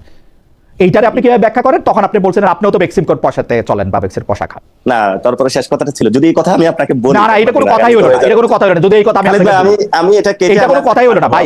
এইসব কথার বাজ আমারে দেন না, এইসব কথার বাজ আমারে দেন না। আমি কেমনে দিব? আপনি সবচেয়ে বাংলাদেশের সবচেয়ে বড় সাংবাদিক। না, সবচেয়ে বড় ছোটর কথা না ভাই, বড় ছোটর বহুত কিছু, মানে আপনাদের বড় ছোটর যে হিসাব, সেই হিসাবটা স্কেল সেইটা আপনাদের কাছে ভাই, আমি ওই স্কেলের আপনার কাছে আমি যাইতে চাই না। হাওয়েভার আমি আপনাকে ওই যে একটু জামাতে ইসলামীর ব্যাপারে যেটা একটু জিজ্ঞেস করতে চাইছিলাম, সেটা হচ্ছে যে আপনাদের উপরে হামলা বা আক্রমণ হওয়ার পরে জামাতের 60 বছর বয়সী সংসদ সদস্য 17 বছরের কিশোরীকে চাকরির প্রলোভন দিয়ে, এটা হচ্ছে মনিরা শারমিন, উনি স্ট্যাটাস দিয়েছেন এর পর প্রলোভন দেখিয়ে যে কেলেঙ্কারি জন্ম দিয়েছেন, সেটা এই জুলাই মাসেই ছিল। এই ঘটনা শুধু আলোচনাতেই ছিল না, বরং বিব্রতকর পরিস্থিতি ছিল। কিছু মানুষ দেখলাম যারা হামলার প্রতিবাদ না জানিয়ে এর মধ্যে ডিপ প্ল্যানের গন্ধ পাচ্ছে। এনসিপি রাজনীতি দাঁড়ালে কারো কারো অসুবিধা হবে, এটাই স্বাভাবিক। নিজেদের ব্যর্থতা অস্বীকার করে অন্যকে সন্দেহের চোখে দেখা একরকমের অসুখ। না জনাব পাটোয়ারি, আপনিও কিন্তু জামাতে ইসলামের, আমি দেখতেছিলাম অক্টোবরের শেষ সপ্তাহে আপনি জামাতে ইসলামীকে অনেক সমালোচনা করেছেন এবং আপনি বলেছেন যে জামাতে ইসলামের সাথে গিয়ে কারো কোনোদিন কোনো ভালো হয় নাই। আপনি কি এখনো এই ব্যাপারটা মানে, এবং মনিরা শারমিন এটা সরাসরি বললেন, আমি দেখলাম টক শোতে এনসিপির নেতারা অনেকেই জামাতের এই ভূমিকা নিয়ে অনেক কথা বলেছেন, স্পেশালি আপনাদের আক্রমণের পর অনেকে বলেছেন যে এই আক্রমণটা আপনাদের উপর হতে পারতেছে কারণ জামাতে ইসলামী হচ্ছে আপনাদের সাথে এই পদযাত্রাটা আপনাদেরকে একা করতে হচ্ছে। জুলাই পদযাত্রা তো সবার, তাহলে এই পদযাত্রায় তারাও অংশ নিচ্ছে না কেন? একটু যদি বলতেন, এটা আমার আজকে শেষ প্রসঙ্গ বা শেষ প্রশ্ন। শেষ প্রশ্নটা যেটা, দেখেন আমিও একটা সময়ে কিন্তু ছাত্র শিবিরের রাজনীতি করেছিলাম। মানে আমার যখন ছোটবেলা বই পড়ার ইচ্ছা হইতো তখন আমি বইগুলো পড়েছিলাম। পরবর্তীতে কিন্তু আমি আদর্শিকভাবে পরিবর্তন হয়েছে। This is not the right way, কারণ আমি সে সময় হলো কোনো সংগঠনের দাওয়াতই পাই নাই বা এঙ্গেজ হওয়ার সুযোগই পাই নাই, মাদ্রাসা পড়াশোনা করছি না। পরবর্তীতে যখন পরিবর্তনটা আসছে, আমি সেখানে পরিবর্তনের জায়গাটা পরিবর্তন করছি না, আমি কিন্তু আজকে এনসিপি করতেছি। মানে আমি যদি ওই জায়গায় থাকতাম, লেয়ার বাই লেয়ার উঠলাম, তাহলে দেখা যাচ্ছে ওইখানে অনেক উপরে যাইতে পারতাম। সেটা আল্লাহ জানে যে যাইতে পারতাম না কিছু, কিন্তু আমি আদর্শিকভাবে যেটা বাংলাদেশে বিশ্বাস করি সে জায়গাটা আপনারা এবং বাংলাদেশের মানুষ অনেকেই জানে। আমি ক্যাম্পাস জীবনে রাজনীতি করে এসেছি, আমার লাইন খুবই স্পষ্ট ছিল, আমি কোন রাজনীতি বেসিসে করতে চাই ওটা করতে চাই, ফলত আমি সেই জায়গাটা এখন হলো করতেছি। এবং আমি জামায়াত সম্পর্কে যেটা বক্তব্য দিয়েছিলাম, একটা দেখেন আদর্শিক জায়গা হলো প্র্যাকটিক্যাল পলিটিক্স। প্র্যাকটিক্যাল পলিটিক্সে দেখেন জাতীয়তাবাদী যে পলিটিক্সটা, জাতীয়তা পলিটিক্সের জায়গাটায় কিন্তু বিএনপি বলে যে এটা একটা আদর্শিক জায়গাতে আছে, কিন্তু প্র্যাকটিক্যালি তারা এটা করে না। কারণ বাংলাদেশি যে পলিটিক্সটা সেটার মধ্যে তারা কখনো মাদ্রাসা সেক্টরকে একীভূত করতে পারে নাই, হিন্দু ভাইদেরকে একীভূত করতে পারে নাই, নারী শ্রমিকদেরকে একীভূত করতে পারে নাই। এটা আইডিয়াটা আকারে খুবই সুন্দর ছিল। তো আপনি যদি একটা আইডিয়াকে আপনি চ্যালেঞ্জ করেন বা আইডিয়ার জায়গা হলে আপনি ক্রিটিক করেন, এটা হলো প্র্যাকটিক্যাল ফিল্ডে আপনার যে অবস্থা, এই অবস্থাটা আমরা পড়তে চাই না। আসলে এই অবস্থাটা চলে এসেছে, আমরা বাধ্য হয়ে এই অবস্থার মধ্যে পড়ে গিয়েছিলাম। আমরা বলেছিলাম বিএনপির সাথে যাওয়ার জন্য, কিন্তু বিএনপি তো সংস্কারে রাজি ছিল না, ফলত আমাদের সামনে কন্ডিশন ছিল যে সংস্কারে রাজি হবে আমরা তাদের সাথে যাব এবং এই নির্বাচন হলে আমরা অংশগ্রহণ করবো। সেই জায়গা থেকে এখন এসেছি। আপনি যে প্রশ্নটা উত্থাপন করেছিলেন যে জামায়াত ইসলামের একজন সংসদ সদস্যের যে মোরাল টার্পিচিউডের যে জায়গাটা, মোরাল টার্পিচিউডের জায়গাটা, এটা জামায়াত ইসলামী ভালো উত্তর দিতে পারবে। আমাদের কেউ যদি মোরাল টার্পিচিউডের জায়গাটা, আমি উত্তর দিতে পারতাম। এবং আমি মনে করি যে মোরাল টার্পিচিউডের জায়গাটা যদি কেউ এই ধরনের ইসলামের কথা বলে এবং একটা সুন্দর শৃঙ্খল রাজনীতির কথা বলে, তাদের যদি হয়, সেখানে অবশ্যই তাকে হলো স্যাক করা উচিত এবং তার রাজনীতির জায়গা থেকে তাকে সরিয়ে যারা ভালো মানুষ তাদেরকে নিয়ে আসা উচিত। এটা হলো ওই ক্ষেত্রে ঘটনার প্রেক্ষিতে হলো আমার বক্তব্য। ওকে, আমরা দর্শকদের কাছে প্রশ্ন করেছিলাম এমপিওভুক্ত শিক্ষকদের স্থানীয় সরকার নির্বাচনে অংশ নেওয়ার সুযোগ বহাল রাখার দাবি তুলেছে জামাত ইসলামী। প্রিয় দর্শক, এই অবস্থা সঠিক বলে মনে করেন কিনা? শতকরা 40% দর্শক মনে করেন যে এটি সঠিক, শতকরা 60% মনে করছেন যে না এটি সঠিক নয়। 11,000 ভোট দিয়েছেন। আমি দর্শকদের একটা প্রশ্ন আপনার জন্য নিব। দর্শকরা একটা প্রশ্ন আপনাকে অনেকবার করেছেন, সেই প্রশ্নটা যদি একটু অবশ্যই। দর্শকদের প্রশ্নটা হচ্ছে যে আমেরিকান ডিল নিয়ে জনাব পাটোয়ারি সাহেবের অবস্থান, ওনার দলের অবস্থান, ওনার জোট প্রদানের অবস্থান স্পষ্ট করতে বলবেন প্লিজ। আমিও এই ডিলটার কথা বলতেছিলাম যে 9 তারিখে ডিলটা সাইন করা হয়েছে, 12 তারিখে ইলেকশন হওয়ার মাত্র 3 দিন। জি, দেখেন ওই ডিলটার মূল এজেন্সটা ছিল যেহেতু আমরা হলো ওইখানে এক্সপোর্ট করে থাকি এবং যখন এক্সপোর্ট করে থাকি আমাদের লেটস সে 100 টাকার গুডস, তো ট্রাম্প সরকার বললো যে তুমি যেহেতু আমার কাছে বিক্রি করে থাকো যে র ম্যাটেরিয়াল, সেটা যেহেতু চায়না অথবা অন্যান্য দেশ থেকে কালেক্ট করে থাকো, তুমি আমার থেকে এটা কালেক্ট করো। তো সেই জায়গাতে ঠিক আছে, তাহলে ওই জায়গাতে একটা ডিল হয়েছে এবং পরবর্তীতে এটা কিন্তু আমাদের ফুল নলেজে কোনো কিছু আমাদের কাছে আসে নাই। ইদানিং আমাদের সাথে বিভিন্ন তাদের সাথে মিটিং হচ্ছে, কথা হচ্ছে, আমরাও তাদেরকে জানিয়েছিলাম যে আমরা এটা কনসিডারেশনে আছি, ভবিষ্যতে আমরাও দেখবো যদি সেখানে সংস্কার অথবা অনেক কোনো বিষয় থাকে, যদি বাংলাদেশের স্বার্থ সংশ্লিষ্ট থাকে, তখন আমরা যে কোনো চুক্তিতে যাইতে পারি। বাংলাদেশের স্বার্থ সংশ্লিষ্ট বিরোধী আমরা কোনো চুক্তিটা কি আপনি ধরনের করেছেন চুক্তিতে জনাব পাটোয়ারি? চুক্তিটা আপনার দেখার সুযোগ আমি আমি আমাকে যদি অনেস্টলি আমি ফুলটা পড়ার সুযোগ পাই নাই, তবে আমার কাছে পেপারটা এসেছে, আমি কিছুটা অংশ পড়েছিলাম। সেই জায়গাটা থেকে আমার মনে হয়েছে still we have to consider on that matter. Positive আরো আমাদের অ্যাফার্মেটিভলি অর নেগেটিভ? এটা তো কিছু জিনিস ভালো আছে, যদি এটাতে একটা রিরাইটিং এর সুযোগ থাকে বা সেই জায়গায় আমরা আসতে পারি, তাহলে বাংলাদেশও লাভবান হবে, তারাও লাভবান হবে। কয়েকটা ক্লজ আছে যে এত পর্যন্ত এই ধরনের এই কন্ডিশনগুলো প্রবলেমেটিক, উইদাউট কন্ডিশনগুলি প্রবলেমেটিক। এটাকে আপনারা দলের মধ্যে আলোচনা করেছেন বা এটার মধ্যে আপনারা পজিশন নিচ্ছেন কিনা? আমরা আমরা আমরা আলোচনা করেছি, আমরা দলীয়ভাবে এখানে এখনো ক্লিয়ারের আমাদের সময় আসে নাই, কারণ স্টিল আলোচনা হলো অনগোয়িং সব দলের সাথে। আপনি দেখেছেন চুক্তিটা ওয়েবসাইটে দেখা যাচ্ছে ফেব্রুয়ারি মাসের শেষ থেকে, মানে আপনারা সময় পাচ্ছেন না চুক্তিটা দেখা। ওই সময় ফেব্রুয়ারি মাসের শেষ থেকে হয়েছিল, ওই সময় শেষ থেকে अवेलेबल চুক্তিটা আর কি ওয়েবসাইটে বা না, ফেব্রুয়ারি মাস থেকে যখন अवेलेबल, ওই সময় যখন চুক্তিটা করা হয়েছিল আমাদেরকে ওই চুক্তি সম্পর্কে জানানো হয় না, अवेलेबल ক্লিয়ার করা হয়েছে। মানে আপনারা নিজেরাও একটু দেখতে পারতেন তো ইচ্ছা করলে। হ্যাঁ, আমরা হ্যাঁ, আপনারা যখন বলেছেন আমাদেরকে দেখার জন্য, ওই সময় আলোচনাটা বেশি ছিল যে পোর্টে ডিপি ওয়ার্ল্ড বা অন্যান্য যে কাজ আছে সেখানে দেখা যাচ্ছে অনেক কিছু প্রবলেমেটিক কাজ হচ্ছে। তো এখানে আমরা ডিরেক্টলি যখন এটা কনসিডার নেন, সেই পক্ষটা আমাদের সাথে আলোচনার সুযোগ আসে নাই, সরকার ডিরেক্টলি করেছে। ওই ছাত্ররা যখন মাঠ থেকে একটু দুর্বল হয়ে গিয়েছে, পরে সরকারে যারা ছিলেন তারাও নিজেরা আমাদেরকে জানানোর মনে করেন নাই। আমরা পরবর্তীতে এগুলো নিয়ে কথা বলেছি, সেই চুক্তিটা এটা কি, আপনারা কতটুকু যাচ্ছেন, সেটা কিন্তু ফুল ফাইনালাইজেশন অথবা এখন যে বিরোধিতার জায়গা আসছে তারাও বাংলাদেশে আসা শুরু করেছে, কনসিডারেশনের সুযোগ আসে। এবং আমরা যে ওইভাবে আছে ওইটা তো আমরা বলছি কন্ডিশনগুলো প্রবলেমেটিক, এবং আমরা দলীয়ভাবে সেই বিষয়গুলো স্পষ্ট করেছি, ভবিষ্যতে আরো করবো। আমরা বাংলাদেশের স্বার্থের বিরোধী, অনেকে বলা হয়ে থাকে যে দেশ বিক্রি করে দিচ্ছে আমেরিকার কাছে। কেন ভাই, আমি চায়নার কাছেও বিক্রি করতে চাই না, ইন্ডিয়ার কাছেও বিক্রি করতে চাই না, কোনো দেশের কাছেও বিক্রি করতে চাই না। এনসিপি অ্যাট লিস্ট এই জায়গাটা আমেরিকার কাছেও আমরা, আমেরিকার কাছে বিক্রি হয়েছে কিনা সেটা একটু দেখতে কি ইচ্ছা করে? আমেরিকার আমি তো বললাম আমি পড়েছি, সেখানে কন্ডিশনগুলো আমাদের পছন্দ হয় নাই। সেখানে যদি করেছে সেখানে তারেক রহমান জানে ভালো, কারণ ওনার ক্যাবিনেটের পররাষ্ট্র মিনিস্টার যিনি আছেন, ডক্টর মোহাম্মদ ইউনূস সরকার করেছে। কে সেখানে ফরেন মিনিস্টার তো এখন হয়েছে, মানে আপনাদের সরকার করেছে, সেজন্য সেখানে আমি তো বলেছিলাম সেখানে ওয়াহিদ ভাই ছিল, আরো অনেকেই ছিল। ওই অফিসগুলো তো বিএনপির বেশি অ্যাক্সেস ছিল। তারপরে আপনার আসাদ ভাইয়ের অফিসে বিএনপির বেশি অ্যাক্সেস ছিল না, আপনার আসিফ নজরুল স্যারের বেশি দেখা গেছে। আমি কিন্তু আপনার সাথে খানিকটা একমত। এটা আমাকে প্রথম বলল কে ভুলে গেলাম, কিন্তু এটা বলছে যে এই বিএনপি সরকার একদমই ডক্টর মোহাম্মদ ইউনূস সরকারের এক্সটেনশন। ডক্টর মোহাম্মদ ইউনূস সরকার যা যা কিছু করছে এই বিএনপি সরকার সেইগুলিরই এক্সটেন্ডেড ভার্সন করতেছে। এবং এনসিপি জামায়াতও, উনি বলছেন এনসিপি জামায়াতও এই যে পুরো প্লটটা, এই প্লটটার একটা পার্ট। এটা এই আপনাদের কেউই বলছে যে, মানে আমি মনেও করতে পারবো আসলে একটু পরে আমাদের অনুষ্ঠানেই বলছি, যখন আমরা রাজনৈতিক দল হিসেবে বিভিন্ন ইন্টারাকশনে যাই, কথা বলি, আমাদের কারণে দেখা গেছে এই যে এখন আপনার একজন প্রতিমন্ত্রী নুরুল হক নূর বক্তব্য দিয়েছেন, এনসিপি হলো বাংলাদেশের রাজনীতিতে বিস্ফোরণ, হয়তো এই জন্যই বলা হয়ে থাকে। আমরা অনেক বিষয় নিয়ে কনসার্ন তুলেছি বাংলাদেশের পক্ষের মানুষের। এটা আমরা যতদিন, এখন তো আমি এটা বলে প্রমাণ করতে পারবো না, যতটুকু অ্যাকশনেবল কাজে আমরা প্রমাণ করতে পারবো, তখন দেশবাসীর সামনে আরো স্পষ্ট হবে। আমরা বিস্ফোরণ, আমরা তাদের জন্য বিস্ফোরণ, কিন্তু বাংলাদেশের মানুষের জন্য ভালো। ওই বিস্ফোরণগুলোকে আমরা একটু সাইজ করি। আমার আর কোনো প্রশ্ন নাই, আমি একটু শেষ করি। আচ্ছা, এতক্ষণ যা আপনাকে জাস্ট আমাকে যদি 30 সেকেন্ড সময় দেওয়া যাবে। জি জি, অবশ্যই। মানে আমি কথাটা বলে নিব। সেটা হলো, মানে খালিদ ভাই আপনি, হ্যাঁ, আমার পুরো যতটুকু আপনি আমার বক্তব্যগুলো অ্যানালাইসিস করেছেন, আমি শুরুতে বলেছিলাম টোনের প্রবলেম আছে, সেটা আমার কারেকশন করতে হবে। আপনার কি মনে হয়েছে আমি সারাদিন গালাগালি করি? আমার তো অনেকগুলো বক্তব্য আপনি অ্যানালাইসিস করেছেন। জনাব পাটোয়ারি, আমি অনেস্টলি বলি, দেখেন কোনটা গালাগালি না এটা নির্ধারণ করে আসলে ক্ষমতা। আজকের যে বিএনপি আপনাকে গালাগালির কথা বলে বা আপনার দলের উপর আক্রমণ শানাচ্ছে, গত 17 বছর উনারা রাষ্ট্রীয় প্রধান থেকে শুরু করে সরকার প্রধান, তারপর হচ্ছে সংসদে এমন কোনো জায়গা নাই যে বিএনপিকে 2টা কুৎসিত গালি না দেওয়া হইতো। বিএনপিকে 2টা কুৎসিত গালি না দিয়ে মনে হয় জল স্পর্শ করার নিয়ম ছিল না বাংলাদেশে। সেই সময় কিন্তু বিএনপি ওগুলিকে গালি হিসাবে দেখে নাই, তখন ওদের গায়ে অত ফোসকা পড়ে নাই, তখন ওদের অত খারাপ লাগে নাই, কিছু লাগে নাই। কিন্তু তখন লাগে না, এটা কেন? ওরা হজম করে গেছে, বিকজ ক্ষমতার মাপকাঠিতে সেই ওনার মনে হয়েছে যে এটা রাইট টাইম না, বা এটা। আজকে আপনারটার ব্যাপারে এত প্রতিক্রিয়া কেন হইতেছে? কারণ ক্ষমতার মাপকাঠিতে উনারা মনে করতেছেন এই গালির আমার জবাব, মানে গালি আমি কোট আনকোটের মধ্যে দিলাম, যেমন আমার কাছে কোনো কিছুই গালি না ভাই, আমাকে যাই বলতে পারেন, আমাকে বলেন তো আপনাদের লোকেরা এই যে আমাকে কত কিছু বলতেছে, আপনার সমর্থকরাই আমাকে অনেক কিছু বলতেছে, আমি এগুলি আই ক্যান টেক ইট। আমি আবার পাবলিক ফিগারও না, মানে আমার কোনো তো সেই অর্থে গুরুত্ব নাই। তো আপনারা পাবলিক ফিগার, পলিটিক্যাল লিডার, গালি কোনটা কোনটা না সেটা আসলে ক্ষমতার মাপকাঠিতে বিবেচনা করা হয়, বুঝছেন?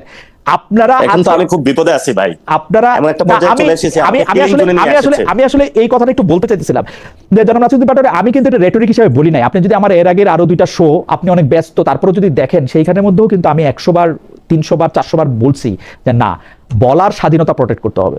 বলা দিয়া কোনোদিন বলা, এটা কোনো কিছুতে জাস্টিফাইড না, কোনো কিছুতে জাস্টিফাইড না। আপনি বলবেন যে না আমরা আসলে ওর বলাটা নিয়ে আমাদের কোনো কিছু নাই, এটা স্থানীয়রা করছে। আমি জিজ্ঞেস করছিলাম তাদের কেন্দ্রীয় নেতাকে এটা কেন্দ্রীয়ভাবে করা হয়েছে কিনা, তো উনি বলছেন না কেন্দ্রীয়ভাবে করা হয় না। এটা তো সত্য নয়। এটা অ্যানি ভাই বক্তব্য দিয়েছিলেন, পানি সম্পদ মন্ত্রী বক্তব্য দিয়েছেন। আমি ওনাদের হাফ ডজন হলো মন্ত্রীর বক্তব্য দেখাইতে পারবো যারা আমাকে কিলিং দিলেন, আমার উপরে অ্যাটাক করাটা তারা জায়েজ উৎপাদন করেছেন পুরো বাংলাদেশে। আমি যে প্রাইম মিনিস্টার অফিস থেকে করা হচ্ছে না, আমি যে প্রসঙ্গটা আসলে বলতেছিলাম সেই প্রসঙ্গটা হলো কি, এইটা আপনার কাছে প্রশ্ন না, এটা আপনার সঙ্গে একটা আলাপ যে সত্যি সত্যি একটা ছেলের মানে অনেক তো গেল বাংলাদেশে, কত মানুষ কত পরিবার আর কত কিছু করবে, একটা ছেলের এটা চোখ উঠায় ফেলা হয়েছে, তার এটা রক্তাক্ত হয়েছে, তারপরই আপনি বলছেন যে আপনি আর কথা বলবেন না, আপনি আর কথা বলবেন না। কিন্তু আপনি কথা না বললে কি আপনার কাছে কি মনে হয় হাইন্ডসাইট, আপনি কথা না বললেও কি এই আক্রমণটা হইতো আসলে? না, আজকে তো বিভিন্ন ক্যাম্পাসে হামলা হচ্ছে, মানে ছাত্রদল ছাত্র শিবির মারামারি করতেছে, জগন্নাথে একজন নির্বাচিত একজন প্রতিনিধিকে কথা বলার সাথে আপনার কথা বলার সাথে তো এটা কোনো সম্পর্ক নাই তাহলে এই মারামারিটার। মানে ওরাই তো এটাই তো বলতেছি যে আমার কথা বলার কারণে যদি অ্যাটাক করে বাংলাদেশে যায়। এখন আমি তো আজকে কথা বলি না, তাহলে আজকে কেন মারামারিটা হচ্ছে? না না, এর আগে যে এর আগে বাংলাদেশে আপনার কথা বলার সাথে আমিও কিন্তু মনে করি যে যেই রাজনীতি মাঠে বাড়তে থাকবে ক্ষমতাসীনটা তার ক্ষমতা দেখাবে। কারণ আমি বিস্তারিত ব্যাখ্যা করলাম যে অনেক গালি খাইছে, কিছু তারা তো রিয়েক্ট করে নাই, এখন রিয়েক্ট কেন করে। কিন্তু আপনি তাহলে কেন বললেন যে আপনি চুপ করে যাবেন? আমি বলছি আমি চুপ করে দেবো ভাই, আমাকে বেঁচে থাকতে হবে। আমি কি মারা যেতে চাই নাকি? বিএনপির একজনের হাতে মানে আমাকে এসে রড দিয়ে পিটায় মারা ফেলবে। আপনি তো এর আগেও বহুবার বলছেন যে আমাকে মারলে মাইরা ফেলো, আমি এগুলি বলবোই। আজকে কি এমন হইলো যে আপনি বললেন যে আমি চুপ করে যাব? এটা ডিরেক্ট প্রধানমন্ত্রীর অফিস থেকে করতেছে। প্রধানমন্ত্রীর অফিস থেকে বলা হয়েছে আপনাকে কথা না বলতে? না, প্রধানমন্ত্রীর অফিস থেকে এই ধরনের হলো ম্যানুফ্যাকচারিং কনসেপ্ট করতেছে। আপনার ডিরেক্ট তাকে হলো প্রধানমন্ত্রী একটা লোকরা এসে নিয়োগ দিল যে নিজের প্রাইম মিনিস্টার অফিসে, সেখানে ওই ব্যক্তি তো প্রতিদিন এটা বলে যাচ্ছে, এবং এটা তো ওই অফিসে বাংলাদেশের যে স্ট্রাকচারাল কাঠামো, প্রাইম মিনিস্টার অফিসে সবচেয়ে বেশি ক্ষমতা, ওই অফিসে কিভাবে কোন ফাংশন গুলো এগুলো তো আমরা জানি। তো ওই জায়গা থেকে যখন একটা ব্যক্তিকে নিয়োগ দিলে সে বারবার এটা বলে যাচ্ছে, প্রাইম মিনিস্টার আপনাকে ওই ব্যক্তিকে নিয়োগ দেওয়াতে আপনারা এত বেশি মনক্ষুণ্ণ হইলেন কেন? মানে এই যে কোটা আন্দোলনের প্রথম দিকে যারা ছিলেন নূর এবং রাশেদকে অসম্মান না করে, মানে খুব খারাপ কথা না বলে আপনাদের একটু ভালো লাগে না, এটার কারণটা কি আসলে? মানে আপনার বক্তৃতা আপনি কিভাবে রাশেদের নাম নেন জানেন? আমরা হলো মানে আমরা খুব কুৎসিত কোনো কিছু দেখলে যেরকম করে মুখ মানে আমি জানি না, মানে আমি যে আপনারা অনেক কিছু শুনছি, আপনি যতবার রাশেদ নামটা বলেন ততবার, আপনি না শুধু, আমি না আমার বলতেও চাই না এর কারণটা আপনি আজকে নূর সাহেবের কথা বলছেন, মানে এইটা কেন হইলো? মানে ওরা কি করছে? এটা হয়েছে, তারা কোনো অপরাধ করে নাই, তারা বাংলাদেশের ক্ষমতার অংশীদার হয়েছে। এবং এখানে কথা ছিল, ধরেন আমরা যখন আগে আলোচনা করতাম যে আমরা একসাথে সংস্কার বাস্তবায়ন করবো বাংলাদেশে, সাকিব ভাই তো সাংবিধানিক লড়াই দীর্ঘদিন ধরে, সালাম ভাই হলো হসপিটালে মারা গেল এই সাংবিধানিক লড়াই করতে করতে, এখন ওই সালাম ভাই রক্তের উপরে দাঁড়িয়ে আজকে সাকিব ভাই প্রতিমন্ত্রী হয়েছেন। এবং আমি তো ছাত্র ফেডারেশন করছিলাম, সেখানে আমি সাংবিধানিক যে লেখাগুলো বইগুলো সবগুলোই পড়েছিলাম। আজকে কি হুট করে হইলে উনি হলো সংশোধন কমিটিতে টিকা যায়, সংস্কার হয় না। আপনি গত 17 বছর টকশো গুলা দেখবেন, মানুষের কথাগুলা দেখবেন, ওইখানে তো বিএনপির, আমি আর কারো নামই নিতে চাই না, কালকে তো আবার আমার মেরে ফেলবে, যে ওরা কি ধরনের বক্তব্য দিয়েছে বা আর এরা কিভাবে বক্তব্য দিয়েছে, এটা তো জনগণের পক্ষে ছিল। এখন এটাতে স্পষ্টত বোঝা যায় যে ঠিক আছে, আপনি কালকে একটা ভালো পোস্ট পাইলেন, ওই পোস্টে গিয়ে আপনি তার পরবর্তীতে সবকিছু লড়াই সংগ্রাম ইতিহাস বাংলাদেশের মানুষের অস্তিত্বের জায়গাটা ভুলে গেলেন। ওই জায়গাটা যদি ইলেকশনে যাওয়ার জন্য আমি একটু দর্শকদের বলি, আপনি যদি ইলেকশনে যাওয়ার জন্য 25 অক্টোবরের শেষ পর্যন্ত জামায়াতকে গালাগালি করতে থাকেন, এমনকি আপনার একটা স্ট্যাটাস আমার এখনো মনে আছে, আজকে এটা দেখি নাই, সেই জন্য correct me if I am রং, আপনি কিন্তু এই আহ্বান আপনার বন্ধুদের, সহকর্মী, সহযোদ্ধাদের জন্য